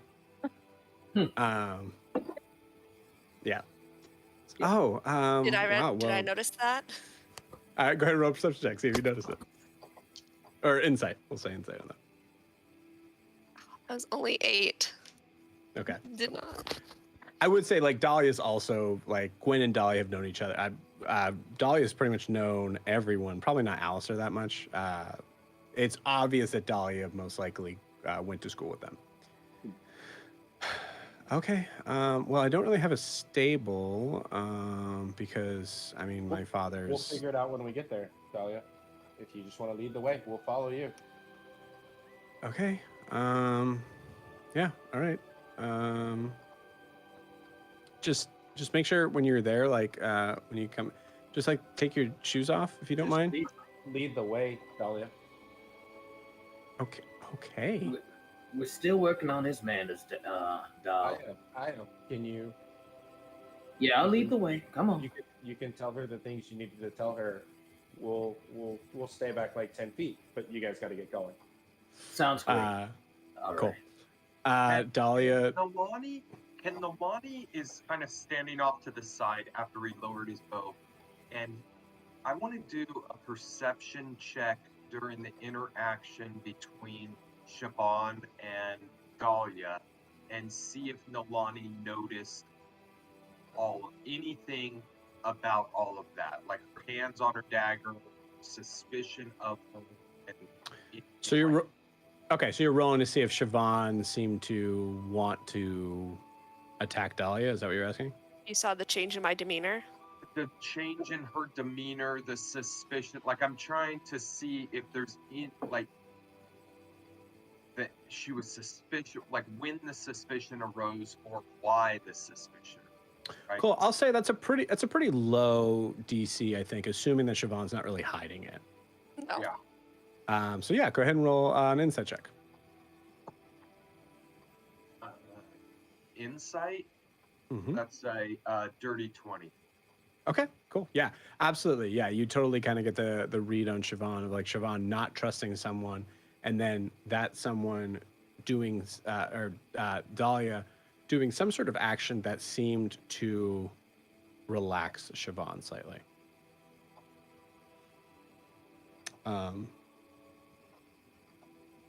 Dahlia goes, okay, Io, come on, the rest of you can come too. And just starts to kind of walk out from the door, pushes it away. And you all kind of walk out into the night. At this point, you hear and see guards, the guards themselves. Again, like, I would say, Alistair, like, feel free to, like, try to hide yourself as much as you can. The guards don't seem to, like, really notice you or care, would be the way to put it. Focus is elsewhere. Their focus is elsewhere, and for sure. You still have my cloak on, I'm assuming, right? Mhm. While we're walking, Siobhan wants to look around to see if she sees like a mirror just following them, or if she catches a glimpse of somebody acting suspicious, keeping an eye on them, following them through the city. These bare feet. Looking for bare feet or creepy people following me. Roll a perception check. Siobhan, while you're looking around, if you could look and find my cufflinks, I would appreciate it. Perception 16 plus 19. You don't see anyone.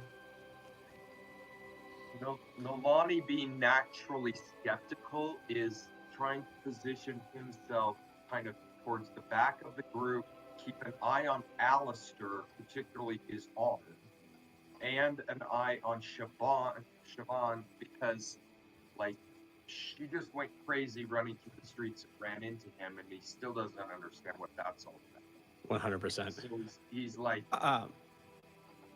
yeah, you don't see anything odd as you guys are making your journey to Talia's uncle's house. In the conversation that Dahlia was about to have in response to like the stable thing, you immediately know why that's a ridiculous like thing to say. As you come across like one of the biggest houses you've ever seen. Very, very nice, very ornate. Comes up to the door. Dahlia has been moving rather swiftly and has had her arm and her hand wrapped around Io. Sorry, Io. Hey, man, if you guys aren't ready for me in character to flirt with every one of you, it's gonna happen. Sorry. Wish it was somebody better for him.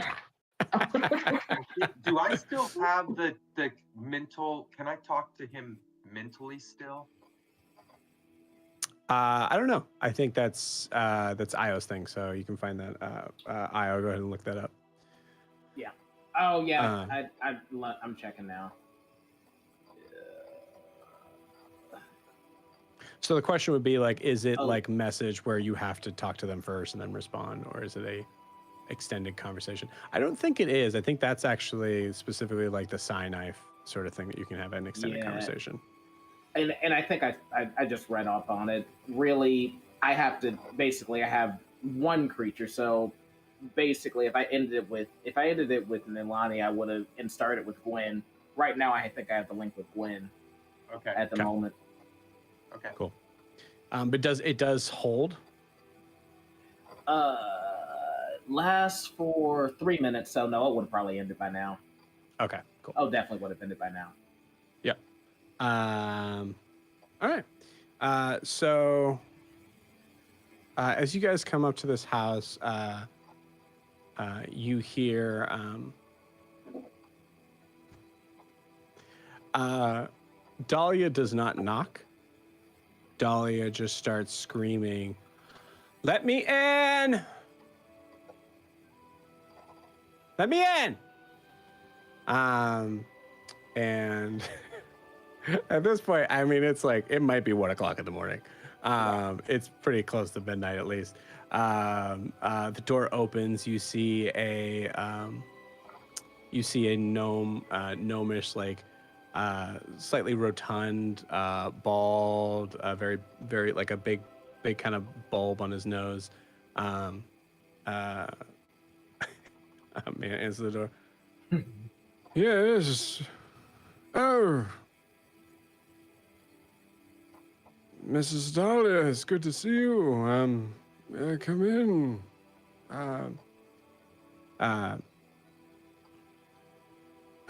And then Dahlia just goes, "Thanks, C," and throws all of her stuff on him. Fully, like, just like kind of stumbles, grabs his stuff, goes, "I assume you're all invited. Feel free to put your coat here or things." All right, we can take care of our own items. We'll keep them with us. Are you sure? Yeah. Is there Positive.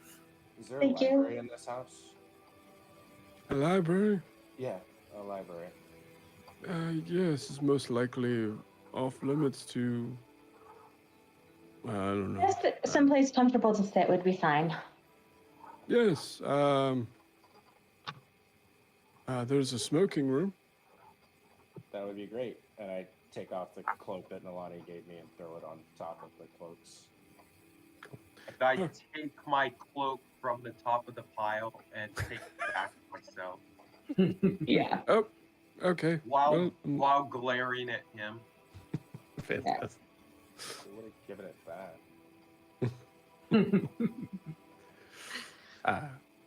Siobhan, do you give C anything? Stern look. Cool. You can see the stern look. Roll me an insight check, really low DC. 11. This is a shell of a man. There is he is obviously in some sort of servitude to Dahlia and her family. You think with an 11 that if Mira was trying to connect as someone, probably would choose someone who seems to be a little bit more like humanistic in some way.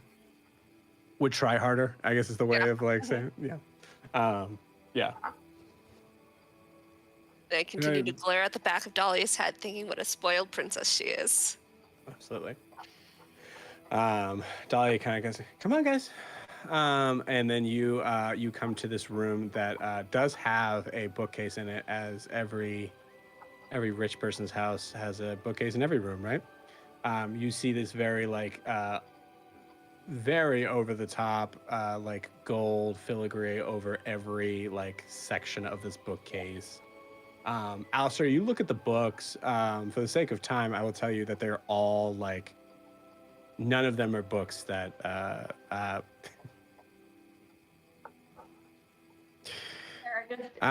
you see you see like a book that says like The Art of the Deal on it, and like a couple of other books of business and opinionated some books that you know are pretty classist. Please tell me all of the dust jackets have been removed and they're like color coded in the most boring way possible on the bookshelf. Actually, no. They're very like none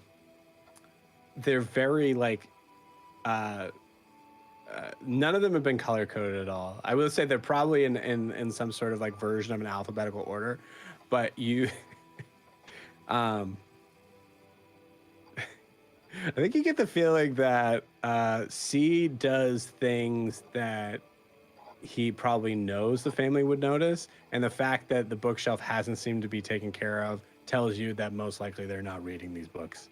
Yeah, they're for show. They're just for show. walks in, and there's a somewhat of like a bar table that she kind of like sits up on a stool, and let's see, looks at Siobhan and goes, "So the drinks are under here," and just sits on the top of the counter, just like this. As Nalani Ron? enters, go ahead, Sean. You'd kind of walk around the back of the bar, look down, and is there like a bottle of high-end whiskey or something? Absolutely, of course, yes. She takes it out, opens it up, and then starts drinking it as she walks away. Yeah, amazing. Yes. Dollar Yes. Okay.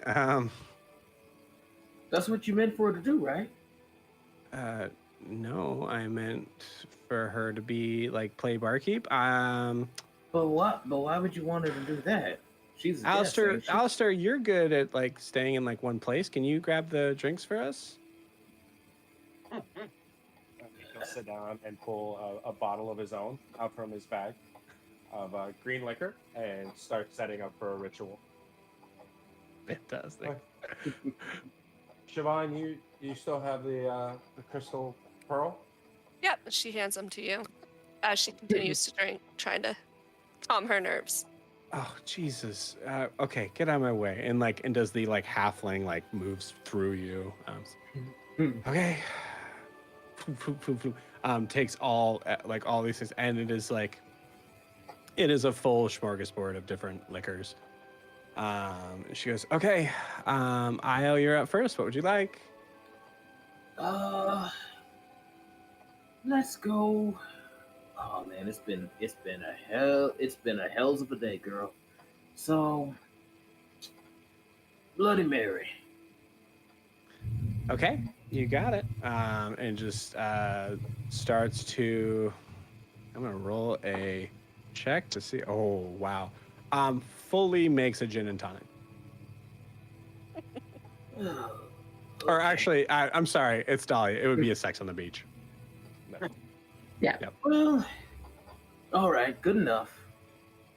And then That's what you wanted, right? Sex on the beach. Anyone else? I guess. Alistair, you're just drinking by yourself. Somehow, yep, that's exactly how I pictured you. See him light a sugar cube on fire. What's that? He lights a sugar cube on fire right above his drink. Oh, okay, weird. Yeah. Gwyn, do you want anything? Gwen is over by the window looking up, trying to see if she sees anything, but also like looking down, trying to sense if there's anything coming through the floor. She's still freaked out about this whole thing. Like there was a monster trying to eat Alistair. There was a dragon, but that guard was eaten from below. Something doesn't make sense. We're just sitting here with her worst enemy. Gwyn. And she just fully ignores Dahlia. Gwyn. Hey. Gwyn. Hey, dog. Gwyn. Dog. What would you like? Oh, you want to make me a drink? Of course. What would you like? You can start with Sex on the Beach, please. Sounds great. And then I actually want to make this a performance. Sure. He's definitely trying to just distract her so everybody else can do what they need to do. So he's levitating the drink and making them dance like pearls and whatnot. Awesome. I will tell you, if the goal is distraction, it's a low DC. I'll tell you that. But okay. Yes, absolutely. Roll that performance check. Go for it. Okay. The low one is 11 plus the modifier, which is going to be great. I already know. Thank you, high charisma. So 11 plus 5, that's a 16. 16, cool. Yeah, I mean, it looks as cool as you want it to be, is the way I'll put it. So feel free to go ahead and explain how you pour. It's up to you guys, but I would say like it would make sense that if you're doing a full performance, you're going to want to make more drinks. Okay, yeah, that You know works. what I'm saying? That works. So I'm just like, hey guys, if you want one too, I'm gonna go all out on this one. We all had a long, hard day. and we deserve to relax. As he just starts to pour the bottle, he then removes his hand. The bottle's still pouring. Then, as the liquids start to dissipate, they start to kind of float around, spin around in a little circle, like kind of like in a cylindrical fashion as they pour into everybody's drink. And then, with him mainly wanting to impress Dahlia, he's doing stuff that he would essentially think that someone who kind of sees herself as above all the other girls would want to see, where it's like he's making like what looks like bouquets of flowers with it and hearts and whatnot. Okay. Stuff like that. I love it. Fantastic. She is entranced. Io,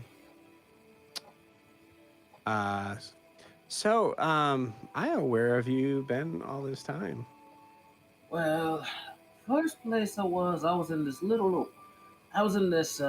someplace in South Almere. You probably never heard of it. Honestly, right now it slipped my mind too. That's where I met Nine. We killed this big ass thing called a grave. Hey, Nana, what was that thing called? Oh, he probably don't remember. But this thing, I got this gnarly scar on my chest from it, and I almost died. Then I've Can I see it? Can I see it? Later, dog. Later. Okay. And I've been spending the rest of my time in Celeste. I actually picked up this really interesting book. I can't wait to crack it open.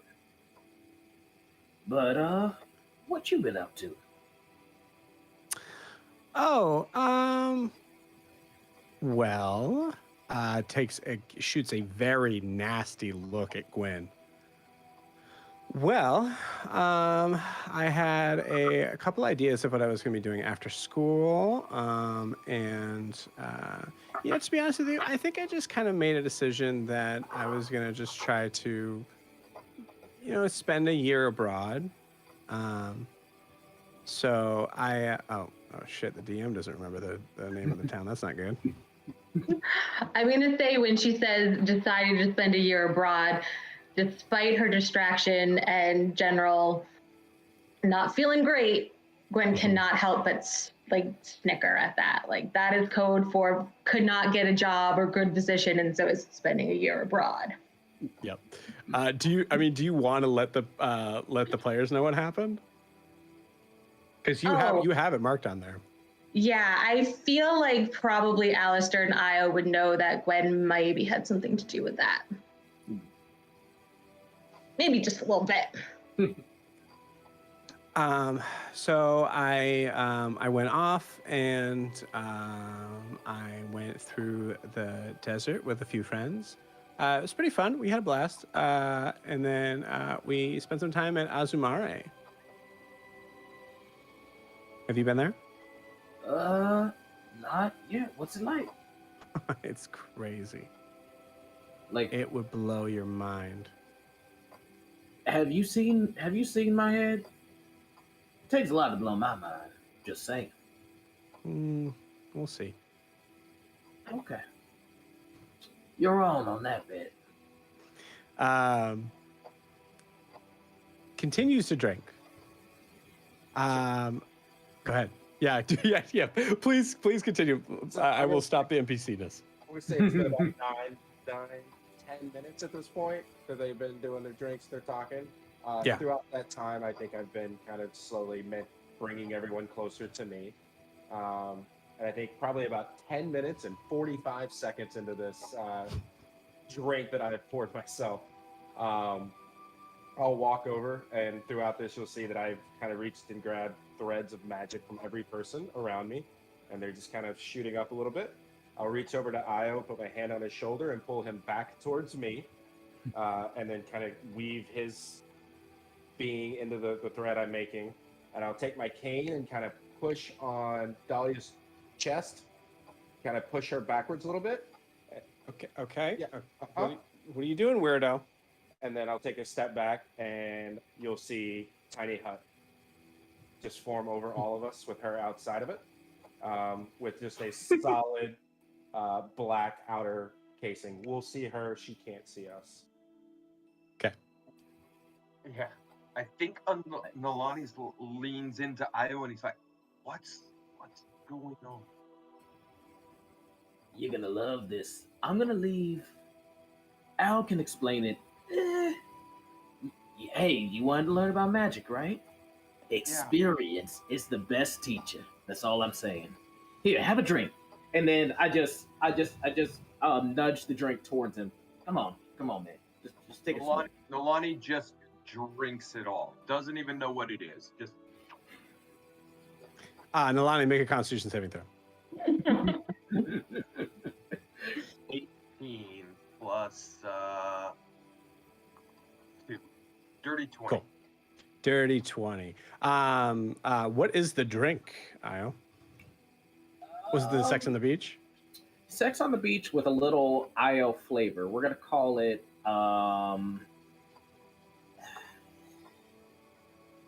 we're gonna call it the Mind Flayer. You son of a bitch. Yeah, you see this bluish. I mean, I'll explain it then because I've literally had it. You see this like this kind of like deep purplish sort of like liquid that Nalani, you just happened like that's the only thing you caught as you down it. It feels slightly fizzy, very sweet, but also very heavy at the same time. I don't know if it's Nalani's thing, but that's up to you. But you're not inebriated yet, so you probably feel a little loose from it though. I think Nalani's torn between the interest in magic, the spear wound in his side, the exhaustion and confusion, the fear about Alistair's arm, the whole deal with Siobhan, like, and just really wants to sleep. So Would Nalani let me inspect your wound?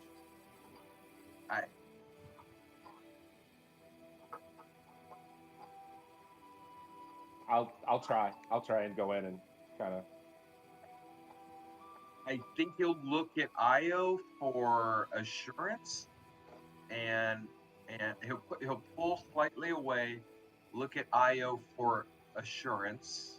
Do you give any? I would, before Io gives his confirmation that everything's okay, he gives Alistair a once over just to see does he still look for the most part like the ally now. Looks pretty much like the owl, you know. Yeah, nay, you need to have that thing looked at. I'm not the one, so I think I'd let him do it. Nalani will reluctantly like pull up his tunic. I will say in Elvish, I'm not gonna hurt you. I think that's Nalani kind of cocks his head and is like, and lets it. Cool. I will say, while this is all going on, Siobhan's gonna find like a chair, like a sedan or a sofa, and kind of just curls into herself a little bit, holding the bottle of whiskey in her hand, and is just kind of nursing it, watching everybody. But she's coming down from all the adrenaline from the day. If I recall correctly, I could be wrong. The tiny hut, like inside, can be furnished however you want. Isn't that? Am I making that up? I think it's the area that you're in. Everything that's within the hut can go in and out of it. Everything Okay. that was outside of it cannot come in. Gotcha. So- Okay, yeah. So, there's definitely like a chair and a table that you left in here. That was where you were making this spell. And Nalani says to Alistair, like, while you're kind of inspecting it, I think he's like, so what is this? What did you do? Like, and I don't think we need to role play all of that, but he's questioning him about the magic. He's trying to get information. It's just a simple spell when you need a place to be and you don't want people bothering you. It's not that difficult. Have you not seen this before? No, not at all. Could you show me how to do this sometime? I can walk you through it, but I mean, it's not. I mean, you can do magic. So I can show you, but I don't. It's up to you whether you actually do it. Actually, Actually. you see very small, like extremely little as far as magic goes on Nalani. Well, I know he cast Pass Without a Trace on us earlier in the day, so Correct. I know that he has that ability at least. Yeah, I will say, I think from your studies too, though, also, I would say that racially, you know, that's something that Wood Elves can do. Yeah. So, yeah, so there's elven magic there, but there's not a lot. I imagine Nalani and Siobhan as like candles next to bonfires of Gwen and Io. Mm-hmm.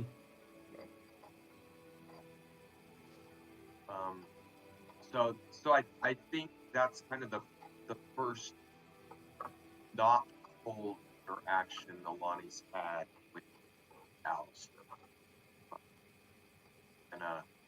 And I think actually Nalani's also going to reach into his tunic and hand Alistair back his 5 gold pieces and say, I guess I didn't need these. Oh. Thanks. Dan, oh, sorry, Io, if you wanted to finish your conversation, you can go out there, but she's just there drinking. Yeah, Io, Dan, do you want to, Io, you sure you don't want to go out and take one for the team? Nalani says, sort of snickering and laughing, right? She would. And at this point, Io just starts nursing the drink. Yeah. I Cool. mean, she might be easy on the eyes, but she's hard on the soul. Nalani laughs at you. Does he hear us out there? What's that? Can she hear our conversations? Not a thing. Fantastic. And I'll say, I don't care. I don't care if this is something that's part of the ritual. In this case, you cannot hear her because that's just funnier. Yeah, no, it's fine. Yeah. I think Gwen is gonna make sure she can't hear or see us and just like start mentioning a very embarrassing story from when they were kids, even before like the university part. And as long as she's not reacting, then she's like, all right, she can't hear us. Amazing. Hey, Gwen? Gwen? What the fuck is happening, you guys? And Gwen is just gonna like, totally. You guys are now getting drunk. We killed people. What are we doing? This is nuts. Let's start with Siobhan. Hey, Cher, we finally had that quiet moment. What happened? What did you see? What I want to happened? confirm something above table real quick. Yeah, Okay. go for it. Did Io do like form of dread or something? Did you change during the fight? No. Or were you yourself? Only Gwen and Alistair changed during the fight, right? Correct. Okay. And Gwen mostly looked like herself. Her eyes were just a little different. Yeah, Okay, but you changed. She did change, yes.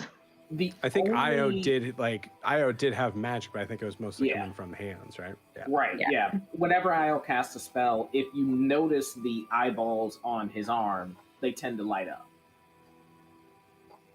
But Okay. that's usually when I'm clearly casting a spell. So she's gonna look at Gwen and Alistair, really more at Alistair, but she's gonna look at them both and she's gonna go, what the hell are you? You changed during the fight. You became something else. And I just need to know what that was first. I think Gwen would look at you and she's going to stop the almost constant eye change that she does, and her eyes just go red. And she goes, people find this unsettling. I don't like to unsettle people usually. So I match my eyes to my outfit. And then they'll go back to green to match her scarf. Alistair is gonna. I imagine he's sewing up the wound on your side. He is not gonna stop working because that is a sense of I know what's going on. It's a sense of control, and just start talking to Siobhan. As I said, there's a lot of information coming in right now, and we need to process these things one at a time. I took notes. I don't know what happened. You a changeling? A what? A changeling. No. No. What? She's gonna No. look to you, Alistair, or all three of you who seem learned. What do you know of changelings? Do we know anything about changelings? Yeah, have I met History one? check. Yeah, history check it up, guys. Alright. 16 for Gwen. 22. Oh, that's a 4. Okay, 4 plus. Either way, I'm probably failing this one. I have a 6. 6, cool, awesome. You're pretty sure. So I'm gonna handle Io first. A changeling is a drink that you've heard ordered at Celeste at one point in time. So it's a weird thing to ask in the middle of like in a serious conversation, but that's what you know. Wait, you want another drink? I'm just gonna shake her head at you. I said you see the What? whole whiskey bottle in there. That's amazing. What did Gwen get? 16. 16. With a 16, Gwen, you know, changelings are beings that are at least ancestrally from the Feywild.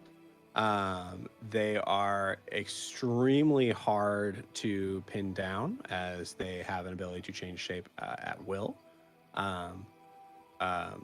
You know, with a 16, I'm going to say you know that they cannot change their clothes, but you also know, being a very magical person, that a disguise self is not necessarily, you know, it's pretty easy to do, and that would handle the rest. Here's a fun little thing. So yeah, so you know basically everything about like the basics about changelings. That's what Gwen knows. Interesting thing to ask, Siobhan. Alistair, you rolled a 22, correct? Sir. You had conversations with Dr. Karan where Dr. Karan has told you, one, he is pretty sure there is at least one changeling in Araskar. And you've asked, like, how do you know that? And he didn't answer.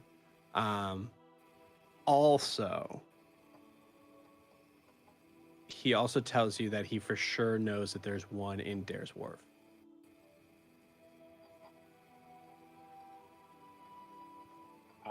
Yeah, I think you asked the question, I give that exact answer. Yeah, I know. Cool. I know that they're ancestrally they're fey creatures. I know that there's probably one here in Araskar at least, but there's certainly one in Dare's Wharf. I'm going to give you just a look, because 22 is pretty good, and I haven't really decided what the DC would be on that, but I'm going to say roll me a luck check on top of that. 5. Cool. Thank you very much. How would you know about one in Araskar and Dare's Wharf? How would you know that? How did you know? About changelings? I think I met one. I think you met one. Okay. Listen, I know that you. I interrupt him and say, tonight at the market? I think so. What happened?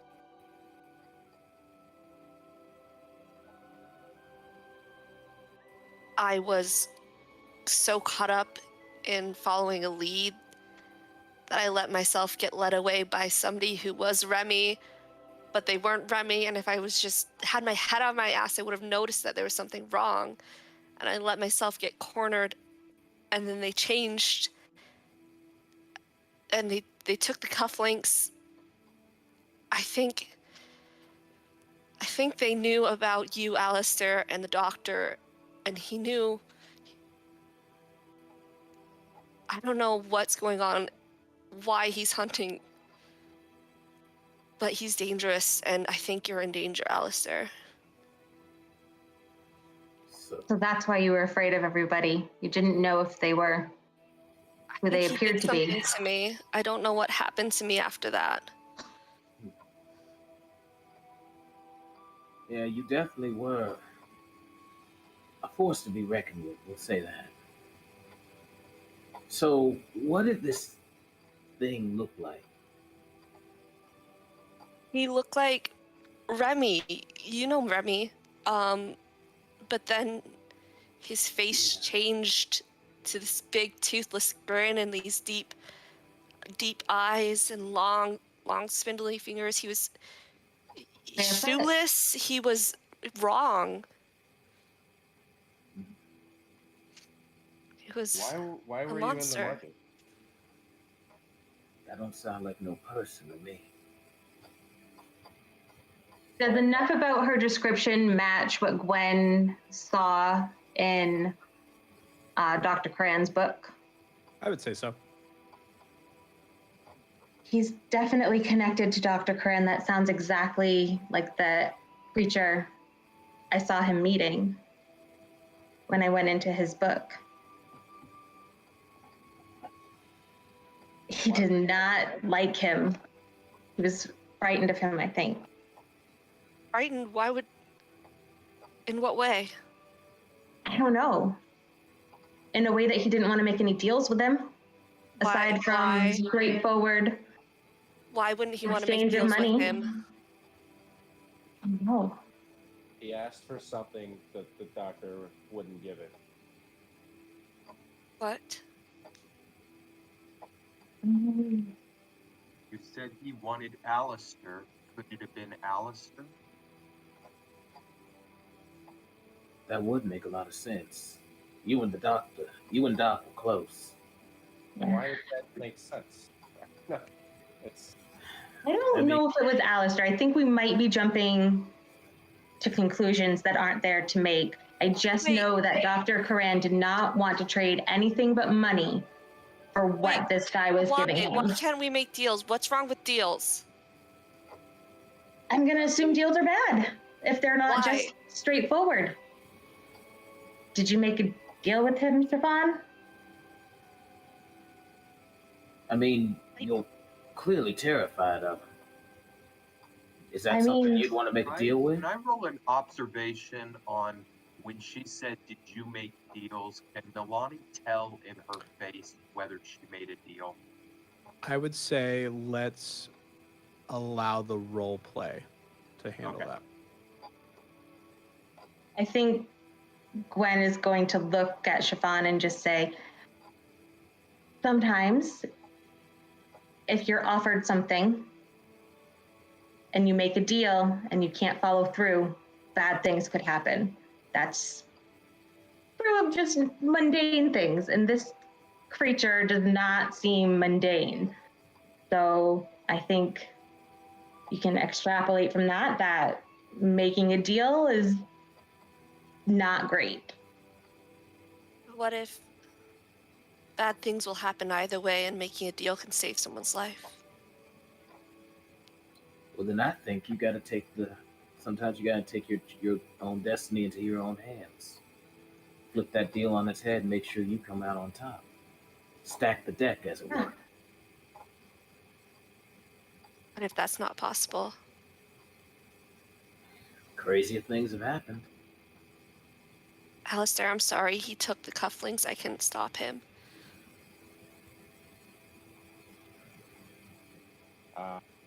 Alistair will wipe his hand across where he's just finished sewing up Nalani and cast mending, and so he'll have a scar, but it's healed. And then stand up. I promised if you would help me, that I'd help you. That's the deal. I'll hold to that. Who are you trying to save? You said you lost someone. Who is this? Who you're trying to save? You knew Carter. Yeah, I knew Carter. Did you know he had a daughter? No, we only talked about the Is this your daughter? Yes. And where is she now? I don't know. I came home one night and Carter was dead and she was gone, and I'm trying to find her. And I don't know how this is all connected, but I think it is. And I need to find Pest, and that thing was not Pest, but they're connected somehow. It's all connected somehow, and I don't know how, but I need to find her. She's only 3 years old. How did you end up in the market? The last time I saw you, you pulled out letters and then you ran. Don't know. It's just something I can do. I don't know these things. I didn't go to a university. I don't understand. Okay, but listen, everything that we do, Gwen, Io, me, even Nolani, everything we do, there's a feeling to it. There's a rhythm, movements that you make, things you do. What are you do? What brought you to the market? Honey, you should say that. It was feelings. What did you feel? Hunger. There was something very hungry there. And it was that thing. He called himself a Muir. How did he find you?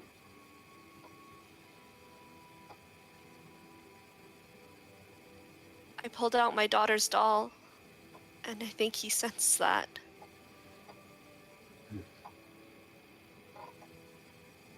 Can he do what you do? I don't know. I don't know what he's capable of. You said he has my cufflinks. Yes. Why he took them? So if he Yes. can do what you can do, he can find us. I think he can find us regardless. He knew who you were. He knew who I was. He will find us regardless. What else did you feel? Just hunger? Yes. I think this sounds crazy, but I think he eats people.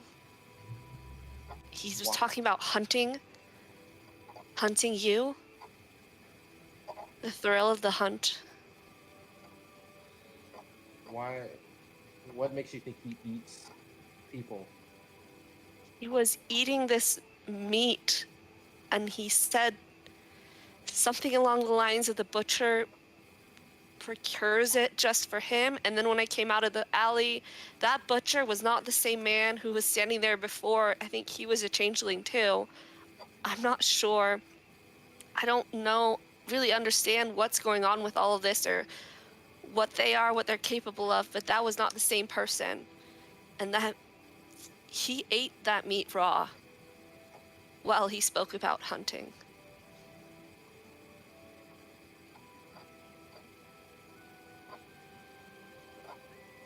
I have So- no recollection of any creature that would eat sentient flesh.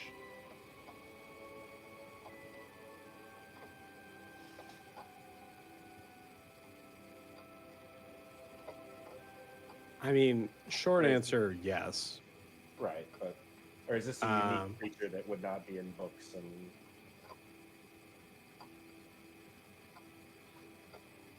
it's fine if it is? I think it's not a description that can narrow down anything. Okay, so that's one problem. We're being hunted by something that potentially wants to eat at least Alistair, probably Siobhan, maybe the rest of us. So that's one problem. Another problem is, think about this. If this creature can find us, find Al, on its own, Siobhan, can I call you Shiv? You got the two daggers, and it just makes sense. But it, why does it need you to find out if it can just do it on its own? I mean, you get essentially you didn't give it the cufflinks. I don't want you to take offense to that, but essentially, it has a link if it can do what you do. I don't think he went into that interaction trying to find a way to follow Alistair. I think he was just trying to fuck with me. I think he wanted me afraid. And he succeeded. So, what's its true aim then? Yeah, was it you specifically, or just opportunity presented itself for him to fuck with somebody who... Said there was something about Alistair and I that drew him. All I right. don't know what that is. And Al, you said the thing is a fairy, right? A changeling? Ron said it was a changeling, she thinks. Yeah, because Dr. Karan always assumed there was one here, but he seemed confident that there was one in Davenport. Daresworth. Yep, Daresworth. Daresworth. Davenport. That's a different place. It is. I don't know nothing about changelings. What are they usually out for? Games? Blood? Is it even the chase? I don't know, Siobhan. What do you know about these things, Shiv? I know that they exist everywhere. I've heard in the South they're forced to register. It sounds like they're seen as a pretty dangerous thing. Not a lot of people like them. that's like... So does Io. Yeah. So does Alistair. For different reasons. Any other time, I'd actually try to have a drink with it, but not if it eats people. It's be so hard to be disliked by so many. Ain't that the truth? Nurses his drink again. All right, so that's one problem we can't exactly solve right now. We need more information. The other problem is what happened in that basement. Yeah, we've got to figure out how to explain dead guards in Siobhan's house. Yeah, what exactly happened? What happened to you, Alistair? Yeah, I've actually been wondering that myself, Al. I mean, it looked like something was damn near consuming you. Next thing I look, your face seems to clear of all worry, and then whatever that thing was just disappeared. I've known you for a long time. I ain't never known you to make a binder with no otherworldly entity or damn near bond with it. I think this is an interesting conversation and one we definitely need to have, but I think we should stay in chronological order. So that sounds chronological to me. And then we need to deal with the dead guards. We need to listen. I understand we all want to know what we saw, but knowing the answer to that isn't going to solve the problem. When this dome disappears from us, we're going to have to deal with dead guards. Well, here's the thing, Al. That thing looked like it could have came from you. I'm just thinking a couple steps ahead. They might connect you to the dead guards, and they already looking for you. Well, I mean, no one else saw that in the room, so we should figure out the dead guards to deal with people that are going to be asking questions tomorrow.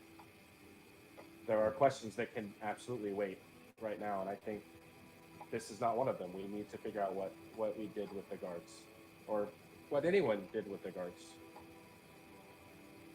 Joe, while they're discussing the dead guards, and Nalani has kind of eased over to the chair next to Vaughn. You're cutting out pretty bad, man. Yeah. Can you try to maybe talk a little louder, see if it's that? Yep. Is this better? 100%. Okay. So while they're talking, Nalani would like to ease over closer to Siobhan's chair and just kind of lean in and in a very low voice, as to not draw attention, say, I know you didn't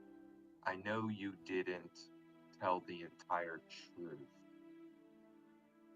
about what happened in the market, and that's okay. I don't know if I trust this group either, but I just want you to know, sometimes sharing helps you work through some of the issues. And I'm here if you need me.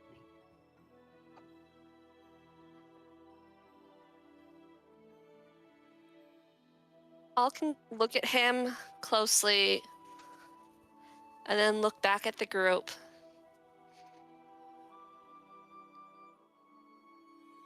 I think I could solve the problem with the guards, but I don't know if I can trust you guys. Or I don't know. I don't know what happened to you, Alistair, and that scares me.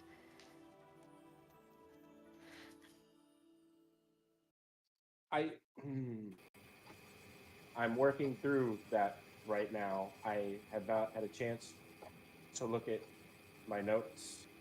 I don't have answers for you. So the plain and simple of it is, you don't know what happened to you either. That's what I gather. Can I roll? I mean, I know that he doesn't know, but in character, I would want to be looking at him to see if Siobhan notices that he really doesn't know what's going on with him. Cool. Yeah, I'll tell you in a second.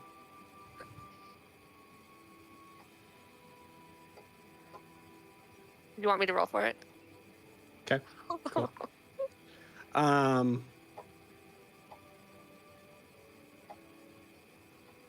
I'm going to let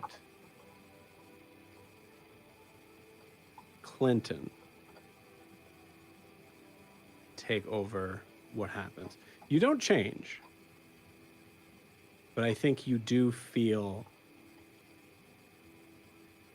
this is something that you don't know, and it's about you, and you should know about it, and you're continuously having people asking you about it. You've tried to say, hey, let's figure this out later. I don't have time to wrap my brain around this. And they keep prodding it. They keep getting into this.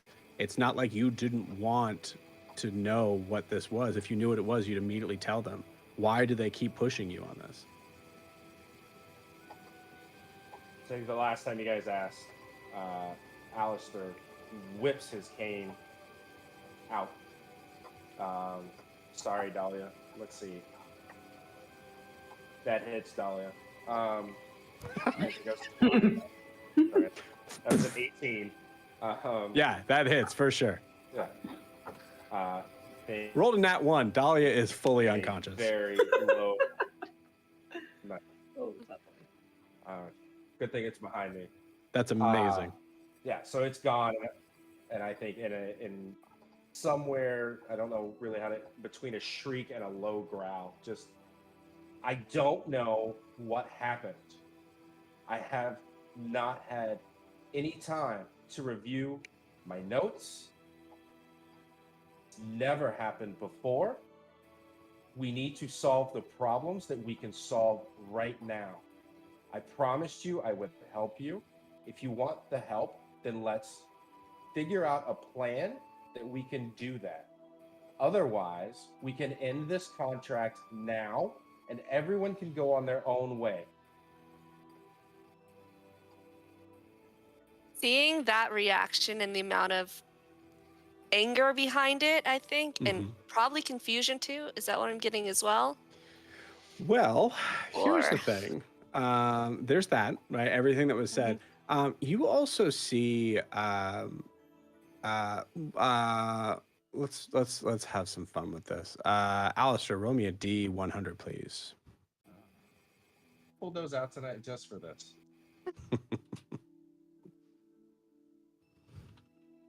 98. Okay. Interesting. Please hold.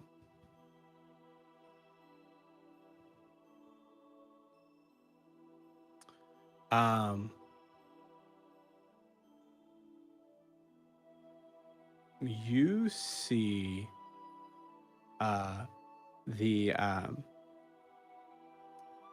you see, this is my right eye. You see Alistair's right eye change colors. It goes from purple to yellow. You see it go to like a reptilian slit. You see it go completely black, completely white, pupilless, all through that conversation. Then it comes back. Yvonne, seeing that reaction, would probably sit up straighter, no longer curled into herself, and like lean across and look at him. I recognize that confusion, the fear.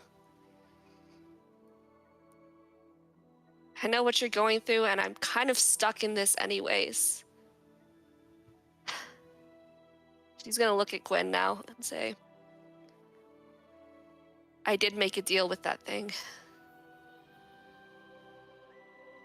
Great. Well, I think like Alistair said, that's not a problem we can solve right now. But we We'll look might. back at Alistair. Oh, continue. Oh,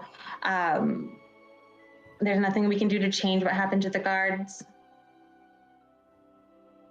But there is a dragon out there.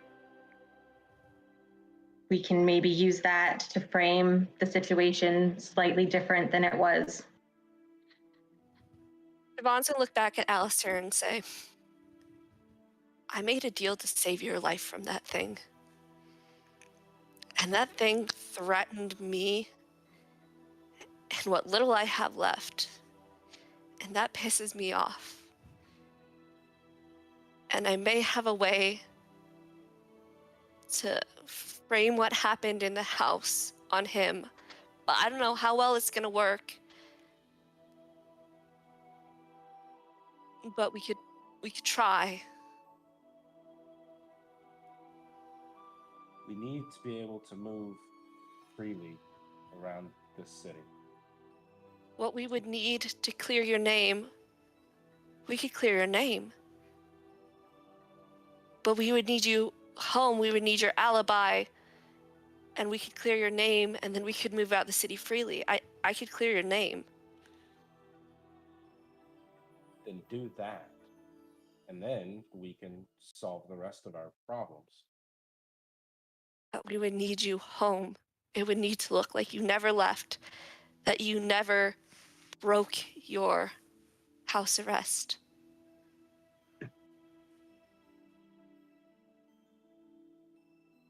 Your friends saw me. We're not getting away from that. And the guard that Io charmed, will remember me. That's not an issue. We would just need you home and make it look like you never broke your parole. Because you can't be in two places at once. And if there's a changeling loose, who's to say that they weren't? Alistair, but it wasn't. Is that where you're going with this? Yes. It could work. She already cornered me in the marketplace. It could work. And if there's more than one, which I already think so, even under a magical truth bubble, whatever it is, I could honestly answer that I think there was more than one. I think the butcher was one.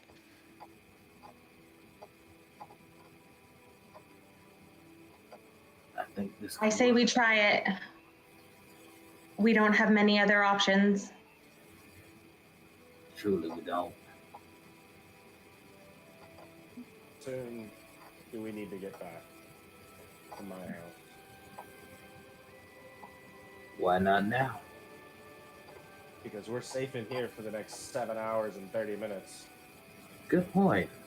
And I am really Probably rest. knackered. Yeah, I'm knackered. We can sleep now, wake up before dawn, get back to your house. Use the distraction of whatever else is happening out there. Keep eyes off us. Also, Gwen, prestidigitation. Just to help throw off his appearance a little bit. I can change colors. That's it. But that could be enough. Maybe. Give him white hair, he'll look about 50 years older. I tried that yesterday or this morning, this afternoon, whatever time it was. Do you know if there's any way to detect a changeling? Would they be able to detect it, the police? If I went in with this story, would they be able to... Would anybody know that? Like, how would they know if we found them? How can we even tell who's a changeling right now? I don't know if there is a way to do that. I don't know how to go back out in those streets with him out there right now. Hey, Al, you think your folks will keep her up for the night? That's somewhere safe for her to be. Okay, again, one problem at a time. Are we staying here, or are we going back? Yeah, I assumed we were staying here. Oh yeah, spend the night here, but when it's time for Shiv to go on out in public, she stick with us. We get her to your place and plan accordingly. I think we might need to separate. I can't be with you. You need plausible deniability. We need to say that I went to your place, your friend showed up, then we left. Gwen and I left because we were both seen together already because she wanted to see the house. She wanted to see the house where the explosion was. So I walked with her there because I needed to follow up a lead at the market, and then I left her there and I went to the market, and then everything went to hell after that. I mean, that's honest. The guard that was alive when we left, he did see all of us. So we do need a reason that all of us were in the same place. I would say that those were all changelings. I already said I think there's more than one. It might be complicating it a bit, but I don't know a better way. Maybe we sleep on it. Yeah. My head's honestly all shambles. I mean, this drink ain't helping, but... The drinking did not help. Hey, you really can't blame me. No, I cannot. All right, so we sleep. We get Alistair back to his house first thing, before even first light, if we can. And then we try this Hail Mary, and if all else works, we blame the dragon. There was absolute chaos out there. And that's something I think all of us could attest to, even under some kind of spell forcing us to cough up the truth. I know I heard some screaming. Gwen, do you explain what the dragon looked like? Yeah, she would take the time, and now that she has more time to think about it and describe it, is it something that she recognizes as being talked about in this area, or any idea of what it could be? Or does anybody, as I'm describing it, serpentine, more smooth than scaly, thickly white? Do I know anything about those? Let's have everybody that's a Mortimer graduate roll a history check. History. Okay, nice. Before I forget, Alistair, roll with advantage. That's a 21 for me. Cool. That's an 8 for me. Okay. Dirty 20. So these are slightly different roles, I think, for Gwen and Io than it is for Alistair. Because no matter how high the roll is, if there's no name that's been given, it's really hard to put a name to it even with a 21 or 22. Yeah, no, that makes sense. You know that you saw two appendages, right? You saw wings, and then you saw 2 feet. Yeah. Yeah. What you know about dragons is that dragons typically have 4 feet. That's what separates them from various other forms of dragon-like reptilian creatures. You know that you've never seen anything that is like, it didn't really look like it had scales. It looked like it was almost skin-like. It had these massive sort of dragon-like wings. But you also like a dragon's head is specifically pretty big with its body, right? It's pretty noticeable. You didn't see a dragon's head. You didn't really see any head. That's what you know with the 22. I'll give you this. Specifically, the idea of the different forms of dragons and what they are. Those that only have 2 appendages are typically referred to as wyverns. Wyverns, right. Okay. Alistair, you rolled an 18, right? A dirty 20. Dirty 20. I want to say at this moment, I think when you might just say the word wyvern or wyvern, whatever it is. Yeah. I'll look it up later. Alistair, with a dirty 20, you think back to the book. Wyvern's blood. Specifically, something that you didn't ever hear of before, cave wyvern's blood.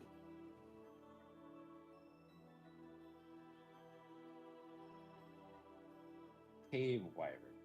Cave. And I'll flip open the book. Yeah. Toss it back to Io. Cave wyvern's blood. Cave wyvern's blood. Yeah. Dr. Karan. This is what he was working towards? Yeah, it's one of the ingredients. It's. Where did you see this thing going, Gwen? Which direction? I was going east. Is that right, Joe? It was going east towards the Pyre Mountains. Yes, east towards the Pyre Mountains. Technically, I mean, as far as like east from your direction of where you were, which would have been so if you were looking at a map, it'd be south. South. Okay, so technically south, east from where we were. General direction. She can sort of pinpoint them towards the mountain. You know, I keep repeating myself. I understand Dr. Karan a little bit more now, but one problem at a time. And to be honest with you, Nolani, I think you were correct this whole time. Maybe we should leave the city. Maybe we should get some fresh air. It'll be easier to do if we're not wanted for murder. Is Dare's Wharf south? Dare's Wharf is about it's probably at least somewhere between 3 to 4 weeks journey west. Okay. Depending on how you go, you could go by Celeste and then take a boat to Dare's Wharf, or you could go around the forest without a name. Yeah, I was trying to justify it into the trip. I can't do that with the. Not yet. No. It's either wyvern or wavern. I've seen about 20 websites that have said. I feel like in most video games I've seen, they've pronounced it wyvern. Yeah, almost every game I played is wyvern. Yeah. There's like a dictionary site that says wavern like clearly on there too. So I don't know. Whatever. Wyvern sounds better. Yeah. Sounds cooler. Cool. No, I think Nolani's right, and I don't really want to bring anything on to my parents' home. And Sharon, you said this was a chance, a shot that relies on everyone believing I'm home and multiple changelings. Maybe we just leave and let things calm down. It wouldn't really calm down. You might not be able to come back. You'd be a wanted fugitive. But we would have cave wyvern's blood. And that would help you how? Well, Yeah, I'm not really seeing the connection either, Alistair. That was I such you a said that was such a yourself. good scientist moment of like, but we would have this. We would. So good. That's so good. think We I- need to walk before we can run. I didn't mean to interrupt you. I'm so sorry. no, I really think that we would be able to sell this if you guys trusted me. You know what? I like you, Shiv. You got my trust at least. I think we could all be a little better at communication. But right now, you know the guards of the city. I've been away for a long time. If you think you can sell this, at the very least, even Alistair, even if you don't want to go back home, I think we could still work around that somehow. what are you guys- Can't think of it right now, but there could be a way. Whatever you guys want. That's fine. Yeah, we should sleep. We should sleep.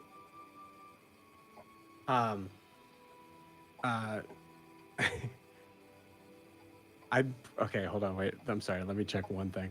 I believe Siobhan has the highest passive perception. I don't think so. It's only a 12. Oh, never mind. What's Nalani's? Nalani's Yeah, I was 14. about to say it's gonna be one of you guys. Yeah. Okay, cool. Nalani, you. I think with Nalani, it's like any sort of like danger presence. There's less of a fear and more of like a ready action sort of thing. Nalani, as you're like looking, as you're still looking at Siobhan, you see a hand just appear out from behind Siobhan, just reaching up. And for a second, you're like freaked out, and then you realize it's Dahlia trying to get back up. I rolled for Dahlia to get back up. She's finally back. She's kind of like wobbling. You see there is a massive like mark on the side of her head from this cane. I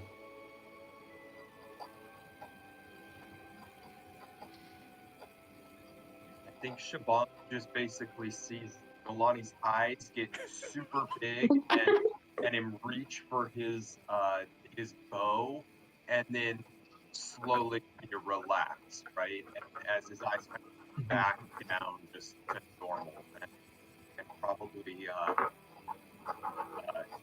and he kind of just shakes his head, and at this point realizes we're going to sleep, and lays down on the ground and throws his cloak over himself. He's just Seeing done. Nalani's reaction, Siobhan would look over her shoulder, You see a half face like inches from your face. then Yeah. just slowly start to drink her whiskey in front of her. I I do think not Gwen's like Dahlia at all. I think Gwen's gonna just sort of mutter, there might be too many witnesses to take Alistair out of the equation altogether. But Like we Princess can here? work on that. What was that? Like the princess here? Witnesses? And your friend? Kenneth? Well, And a lot of You- people just throughout the day have kind of all seen us. that's why I said you need to get back to the house for that plausible deniability. We need to prove that he can't be in two places at once. Yeah, 1 second, and I will stick my head out. Dahlia, Yeah. can you hand me my cane? What? My cane. Can you?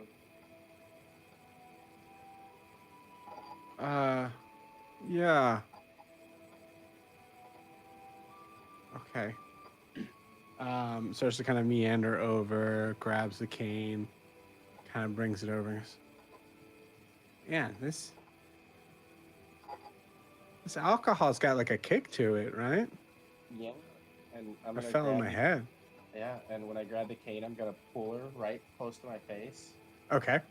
Hey. You Yeah. Yeah, you never saw me.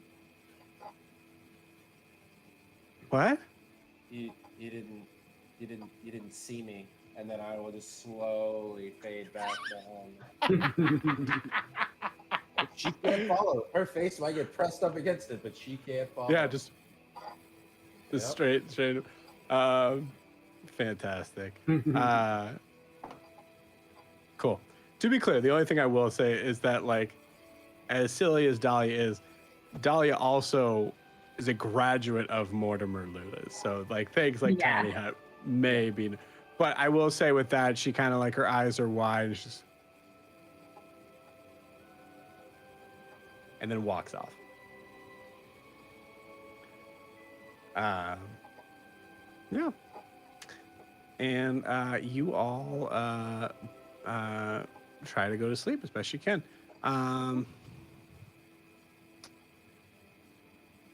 Everybody roll initiative. Boy.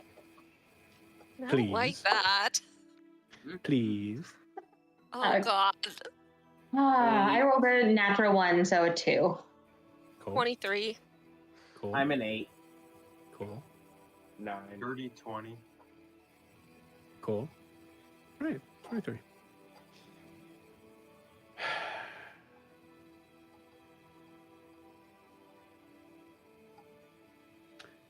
Siobhan, you are. Do you think that you don't like let go of the whiskey bottle? Like, are you still? Yeah, she would have just curled up in the chair and kind of fallen asleep with it. Okay. She only needs 4 hours too, so hopefully I got my 4 hours. Actually, I didn't get hit at all, so I'm fine. You start to fall asleep. And as you start to drift off from a very taxing, somewhat terrifying day, you are watching Alistair. What is Alistair doing, like falling asleep?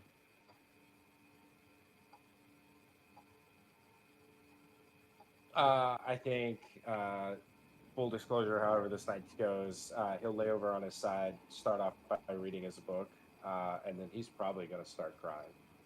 Quietly, but... Okay. You, I think, Alistair's probably trying to be very, like, deceptive with this.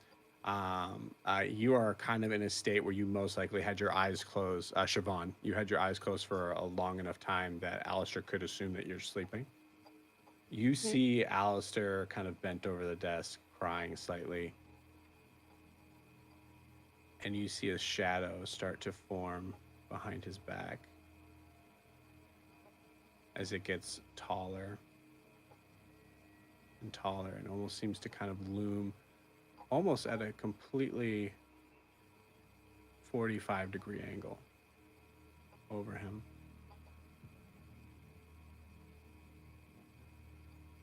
You see a very familiar cloaked figure just past the face here. You see kind of like, you don't see the eyes, you see just kind of like a spark of them, but you see the mouth. And the mouth is just over Alistair's head. You see the mouth get wider and wider, unnaturally wide, as it starts to take up half the face and then moves in. You blink open and you see Alistair at his desk. Normal? Totally normal. I would have woken up from that shouting, Alistair, watch out! I love that. That's super cool. We'll take that in a second. Who's next? Nalani, I think. Yeah. Oh. Alani.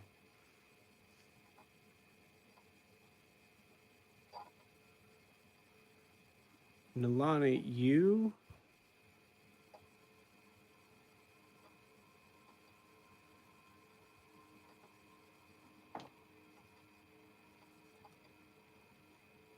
wake up to Siobhan yelling, "Alistair, look out."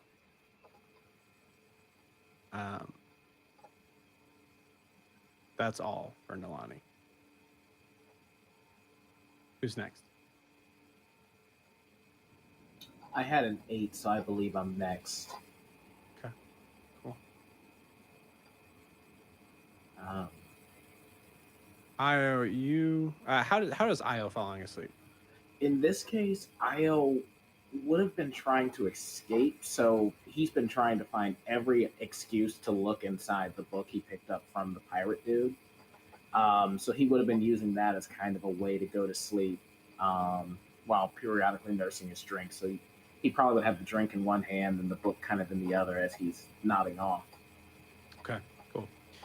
You're looking at the book, and the book again is just a story of depiction of this. I think we determined as a kraken, right? And your eyes start to kind of just, you're kind of just drifting in and out. And as you kind of stare down at the book, I want you to roll me a perception check with disadvantage. Can you get double disadvantage? You cannot. So yes, this will be your last disadvantage roll. Nice. Okay. That's a 2 plus 2, so that's 4. Okay.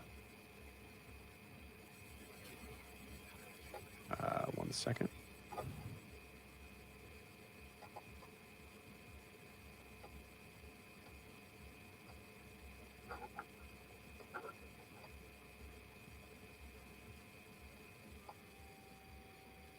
Wait, what'd you get?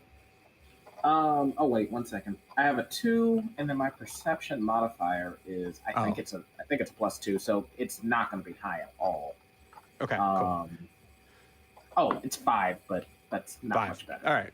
Yeah. So you're seeing the words start to kind of blur on the page, but you see one that stands out. And as you squint to try to make out what that word is, you see the illustration of the serpent come to life. It seems to kind of move off the page, still the same size. And almost and still in that paper texture, kind of turns to look right at you, and you see I'm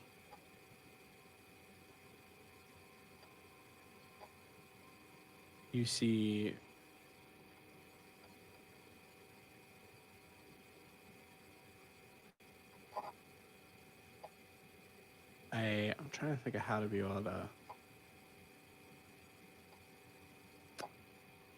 a very deep cobalt blue has kind of glows off the page from the eyes of this creature, and you see it move behind the words and move in and out, and then you see it as it goes from the book to your hand, starts to wrap around your thumb and wraps around your arm. It starts to come up, and you see it move faster and faster and faster, and you come to. You see the page as normal. Then you hear Siobhan yell, "Alistair, look out."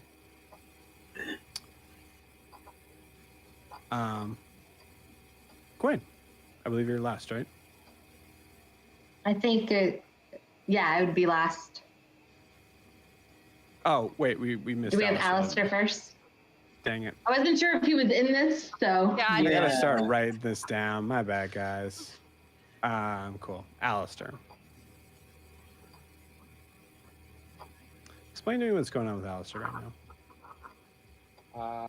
Yeah, so I think because you brought this up earlier, and I love this idea. I think Alistair has a mind palace. I think he absolutely goes into his head and is envisioning we'll call it a castle with doors.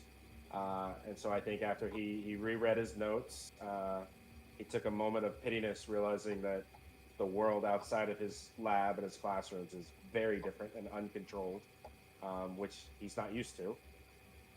And so to find more control, he goes to sleep, goes through his mind palace, and is reliving that 15 to 30 seconds there in the basement, trying to see everything that he didn't see in the moment, remember any details that he saw, exactly how this change happened, what it looked like second by second.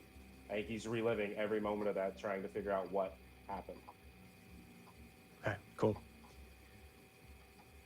I think in a lot of ways, as we previously discussed, there are flashing images of what actually happened. You kind of like you see a picture of and they're also like completely out of order. You like blip and you see a concerned Gwen's face looking at you. They blip again, you see Nalani coming down the stairs, bow drawn. Blip again, you see a skull on fire. And continuous sort of blips like that. And what you see in between is exactly what I described earlier. You are approaching a doorway in your mind palace that you've never opened before. And before you get to it, you see the door opens itself inward. And this time, you see something almost ape-like come out of it. It's just a shadow, but you see the reason why you'd have that like kind of like primate sort of thing is because it grabs the door frame as it comes through and uses the actual like the frame of the door itself to be able to push its head up and over. And again, it's just the silhouette. You see silhouettes of there's not another way to describe it, but like spikes coming from the neck up. You see a massive right hand.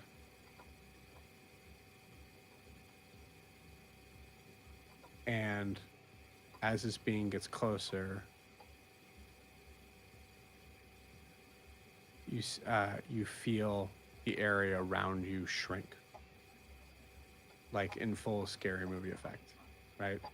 As it comes closer, and then you feel, you see it shoot out that hand to grab your neck. And as you feel a tightened grip around your neck, you feel like you're choking.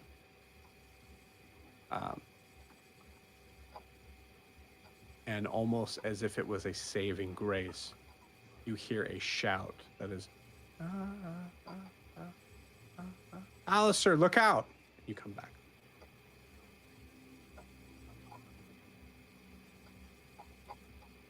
Gwen. What's Gwen doing? So I think that Gwen tried to find her own little space. She brings out her cat, and I think she's going to try to sleep, but every time she shuts her eyes, she just sees the mutilated bodies of these guards. Sure, one of them was a dick. The other one was very nice. Neither of them probably deserved that. And then because she's Gwen, she can't help think about their families and how they're going to feel, and she just goes into this spiral of guilt almost, but not sure where things went wrong and how she could do things differently. And so her mind is, she does not have a mind palace to go to, but she is just running over every scenario possible for the next day, trying to think of answers and questions and misdirections that she could possibly come up with in preparation for somehow making this okay for now, at least.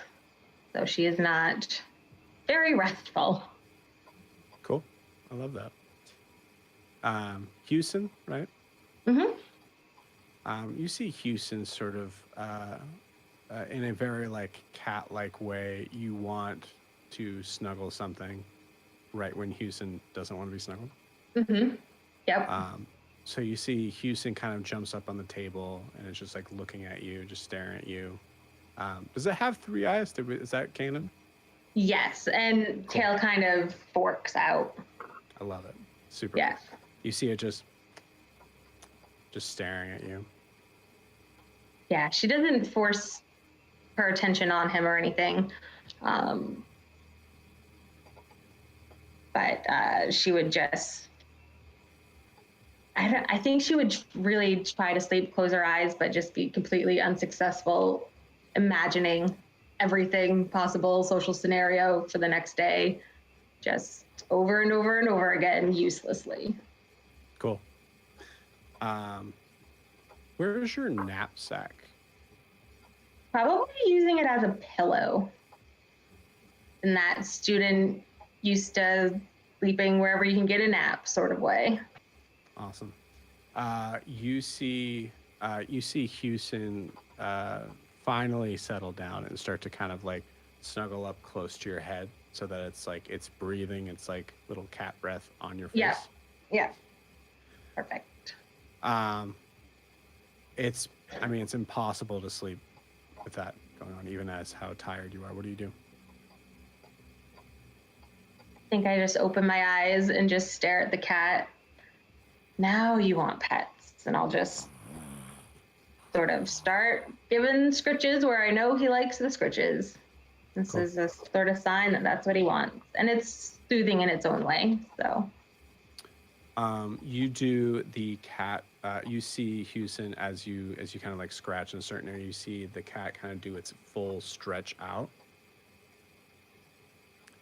and something falls out of your knapsack.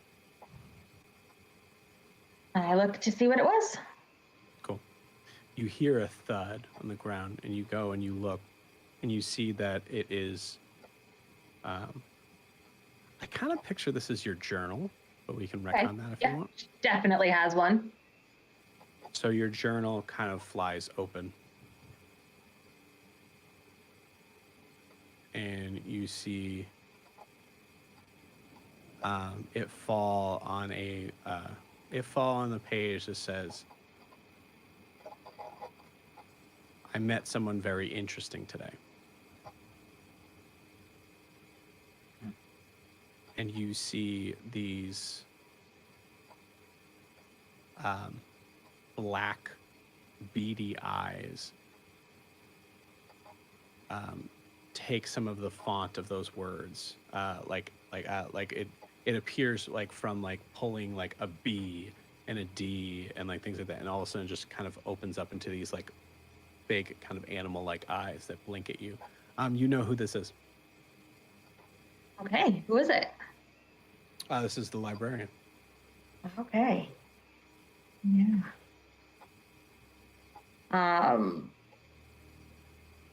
Well, I think she will. So this has happened before. She knows what to expect. Like, is this a sign to say, hey, come here? She will follow the signs. Cool. You pick up the book. As you see the eyes kind of looking at you, it blinks twice, and then in a very similar thing of what you felt before, right when you hear Alistair. Pages go everywhere, and you disappear. Fantastic. Mm. I think with that, we're going to end tonight's session. It's like a really good cliffhanger, man. Oof, even better than last week's actually, and last week's was great. Thanks. Holy poop, guys. That was an intense session, y'all. That was Really? intense. Also, Joe, I think the music stopped like an hour ago, but I don't even know if we noticed. Wow. Gotcha. Okay. Well, I feel like what's funny is that, I mean, oh, you did? Okay, cool. The mix from the music is completely different from it's completely different in the stream. So you might hear it in the stream then. Sorry. Guys. Only noticed it like 5 minutes ago, so. Yeah, all good. Guys, what a session. That was Yeah, that was that was a lot, man. That was something. We are not in jail, so it's a success. Yeah. Next week that could change, but for this week. Yeah. This week not in jail. Cool. So let's see. So a couple things I wanted to kind of give enough time again to kind of talk about anything we need to talk about with that stuff.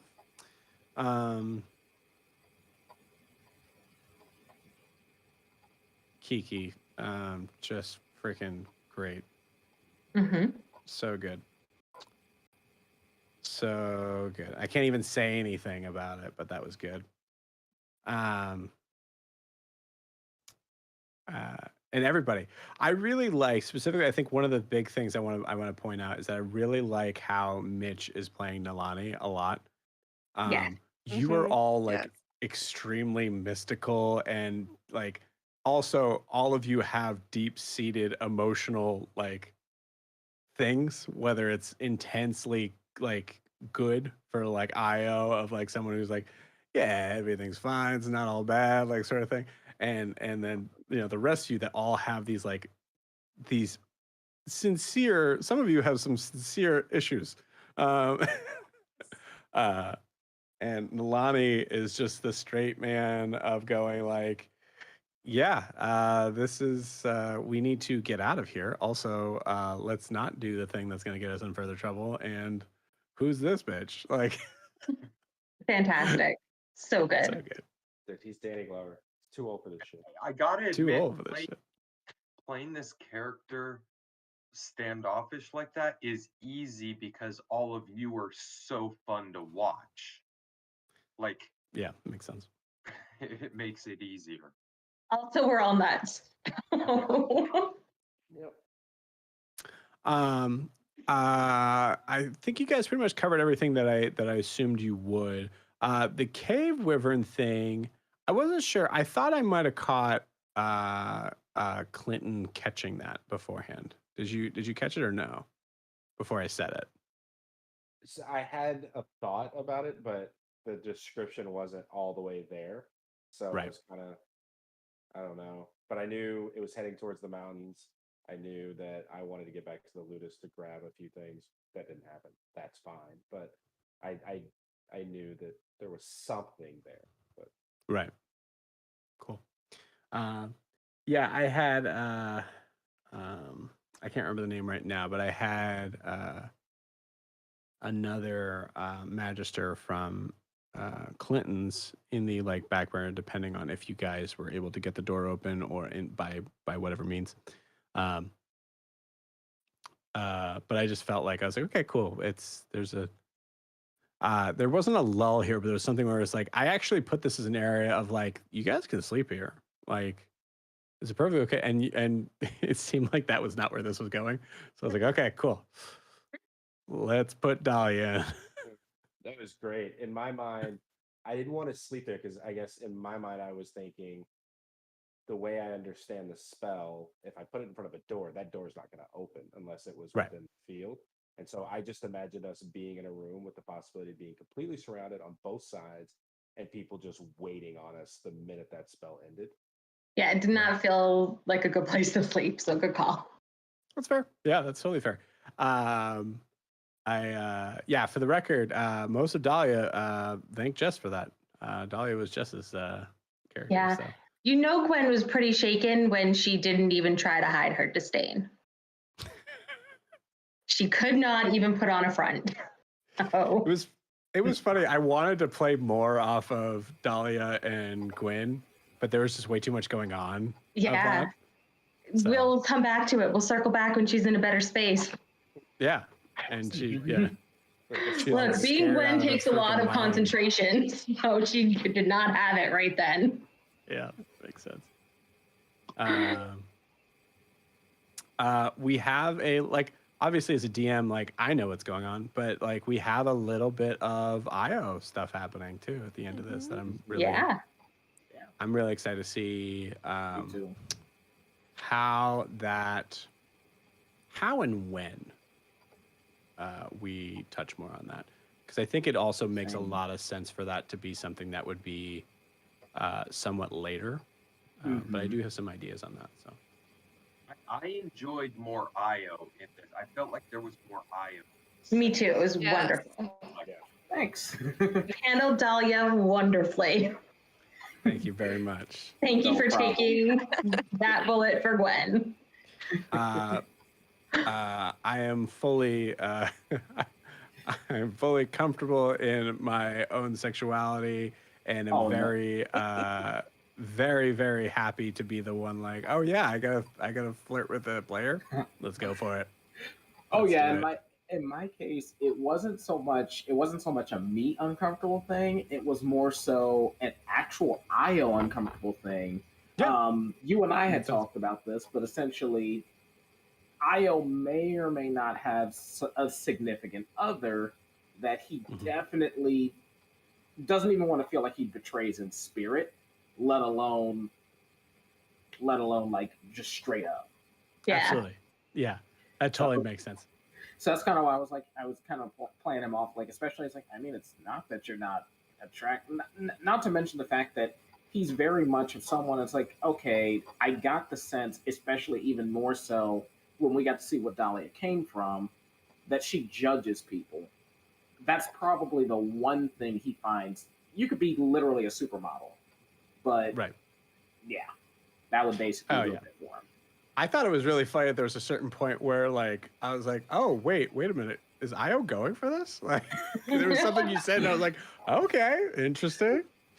He was more so he's like, even in his stupor, he was like, no, we need an out at this point, because he really was on the side of Neilani, but he was also on the side of, we got to stick together because otherwise we all sink. Right. And so that was kind of his way of, this is the time where I take the bullet. I did think for a moment, Siobhan, you were ditching Siobhan though. Right. I was like, wait, what is happening? I was like, okay, bye. The intent was, well, no, all of these people are my friend. I just met her though, but because he's still, while he's open to being deceptive, he kind of wants to really choose those moments when he wants to be deceptive. Sure, that makes sense. Yeah. I just thought you were going to leave the woman who just saw the scariest thing in her life. No. Oh no. I have to commend both of you, because both the player and Alistair was just like, hey, here's an opportunity to go spend the night at somebody else's house that's not my parents. I was like, go. Yeah, that was. However you want to play this out, that's fine. This is what needs to happen, though. That's what I was gonna say next. I really loved how Alistair was like, I know what's going on, and this could work to our advantage. Mm-hmm. So I'm going to do this in character. It was so good. That was great. Yep. Everybody did great. And Gwen, I actually, Jess, I think we'll probably try to talk a little bit, because I have some ideas on the concept of the librarian that I think is actually going to be a big, like, I want to run things by you on that. I think. Sounds good. Cool. Well, this was a fun one, gang. Dude, it was It awesome. was. So much. You guys are great. Yeah. This was so I love how we're just all willing to just throw all in on the RP Mm-hmm. and keep, like, I was entertained the whole time. Hope you guys all were too, but I just love the heavy RP. It's great. Me too. Me too. I've played with you before, Jess. Dan, you've been amazing. Mitch, you're awesome. Siobhan, I am so glad you joined this group. Like, I'm I'm happy I found you guys. It's really hard to find me a high too. RP group that's this good. Yeah. It is enjoyable. Very much so. Yeah, I could have 100 things to talk about, especially session by session. But well, everyone, let's go ahead and do. We'll do this. We'll do our kudos, things that we're excited about moving forward. It can be something that you had said before, just to kind of like recap on that. And then we will call it a night. So we'll do this in order of appearance. So Clinton. Yeah, kudos, honestly, everybody. Like, I am thoroughly enjoying this group. It's so fun to play off of everybody. I think everybody gives opportunities for everybody else to jump in. Everybody sits back. I should definitely sit back more, so sorry. Um, and then beyond that, like, I am absolutely looking forward to getting out of this. I am a firm believer that a night's rest can really reset a lot of people. Um, so it'll be interesting in the morning how everybody's still feeling. So I'm excited about that. Yeah. Very cool. Awesome. Jess. There was so much tonight, but I think I really enjoyed seeing a little bit more of Nalani take chargeness a little bit as being like maybe the one person in the situation, despite going through his own things, being outside enough to be like, no, this is what we need to do now. This is where we're going. You guys are all crazy. Let's deal with this in the order that we can. So that was great. I think this group kind of needs that. And I'm really interested to see what's going to happen if we can pull off this whole idea of framing this random changeling. If we can pull it off. I mean, it's going to be tricky, but It's gonna be tricky. we I have a certainly week to don't think hate about the it idea, now. though. Yeah. Yeah. Absolutely. Yeah, so that's going to be fun. I love subterfuge, so let's see how it goes. I do have to say, it is like a personal dream of mine to destroy a zone of truth without lying. But after watching Kiki tonight, I'm like, no, I actually kind of want to watch her in a zone of truth. Yeah. Dude, I'm not gonna say anything. Yeah. But Kiki, good job. That was really good. Yeah. There was a point where I was like, God damn, that's good. That's all I'm gonna say about that. Amazing. Cool. Dan. Yeah. Again, I hate to pair Clinton, but a really great job, everybody. Everybody, and I also kind of feel like everybody had a perfect moment for the character to shine. And it's getting those hidden depths was so cool to see from everybody. Like seeing the after effects of everybody's like kind of like collective trauma finally getting to that release. I'm not gonna lie, I was super impatient for it. I was like, I want to get to the point where we kind of spill beans and like we get to kind of see the little peaks and whatnot. I'm like, honestly, it was worth the wait. So great job, everybody. I forgot to mention. Yes, I forgot to mention too. Not to make you feel bad, Dan. I don't want you to feel bad at all on this. But we almost had our first. I'd say our first clearer crossover reference. It was so close. I'm confused. The book. Oh, the book that okay. you read. Yeah. Okay. Almost there. So for anyone watching, where are you? For anyone watching, it's close. All right. Anyways, cool. Mitch. Yeah. Man, just watching you guys develop some of these dynamics, like Siobhan and Alistair, watching that interactions, and it's amazing, right? Like it's amazing to watch you guys work through that. And like I said before, and you, I felt like your character. This was like the first episode for you, having played with you before, where you were like you jumped in on this. You like felt like you jumped. Oh, you're cutting in and out again. Yeah. Oh, Yeah. sorry. I just felt like you jumped in with the character in this episode in just a bigger way, which I was super happy to see, and appreciate it. I can't wait till we're in those situations where this character really steps up and shines. I think it's going to have an interesting thing. I think that's not we saw like the tip of the iceberg. I'm sorry, I kind of missed a lot of that myself. It might show up.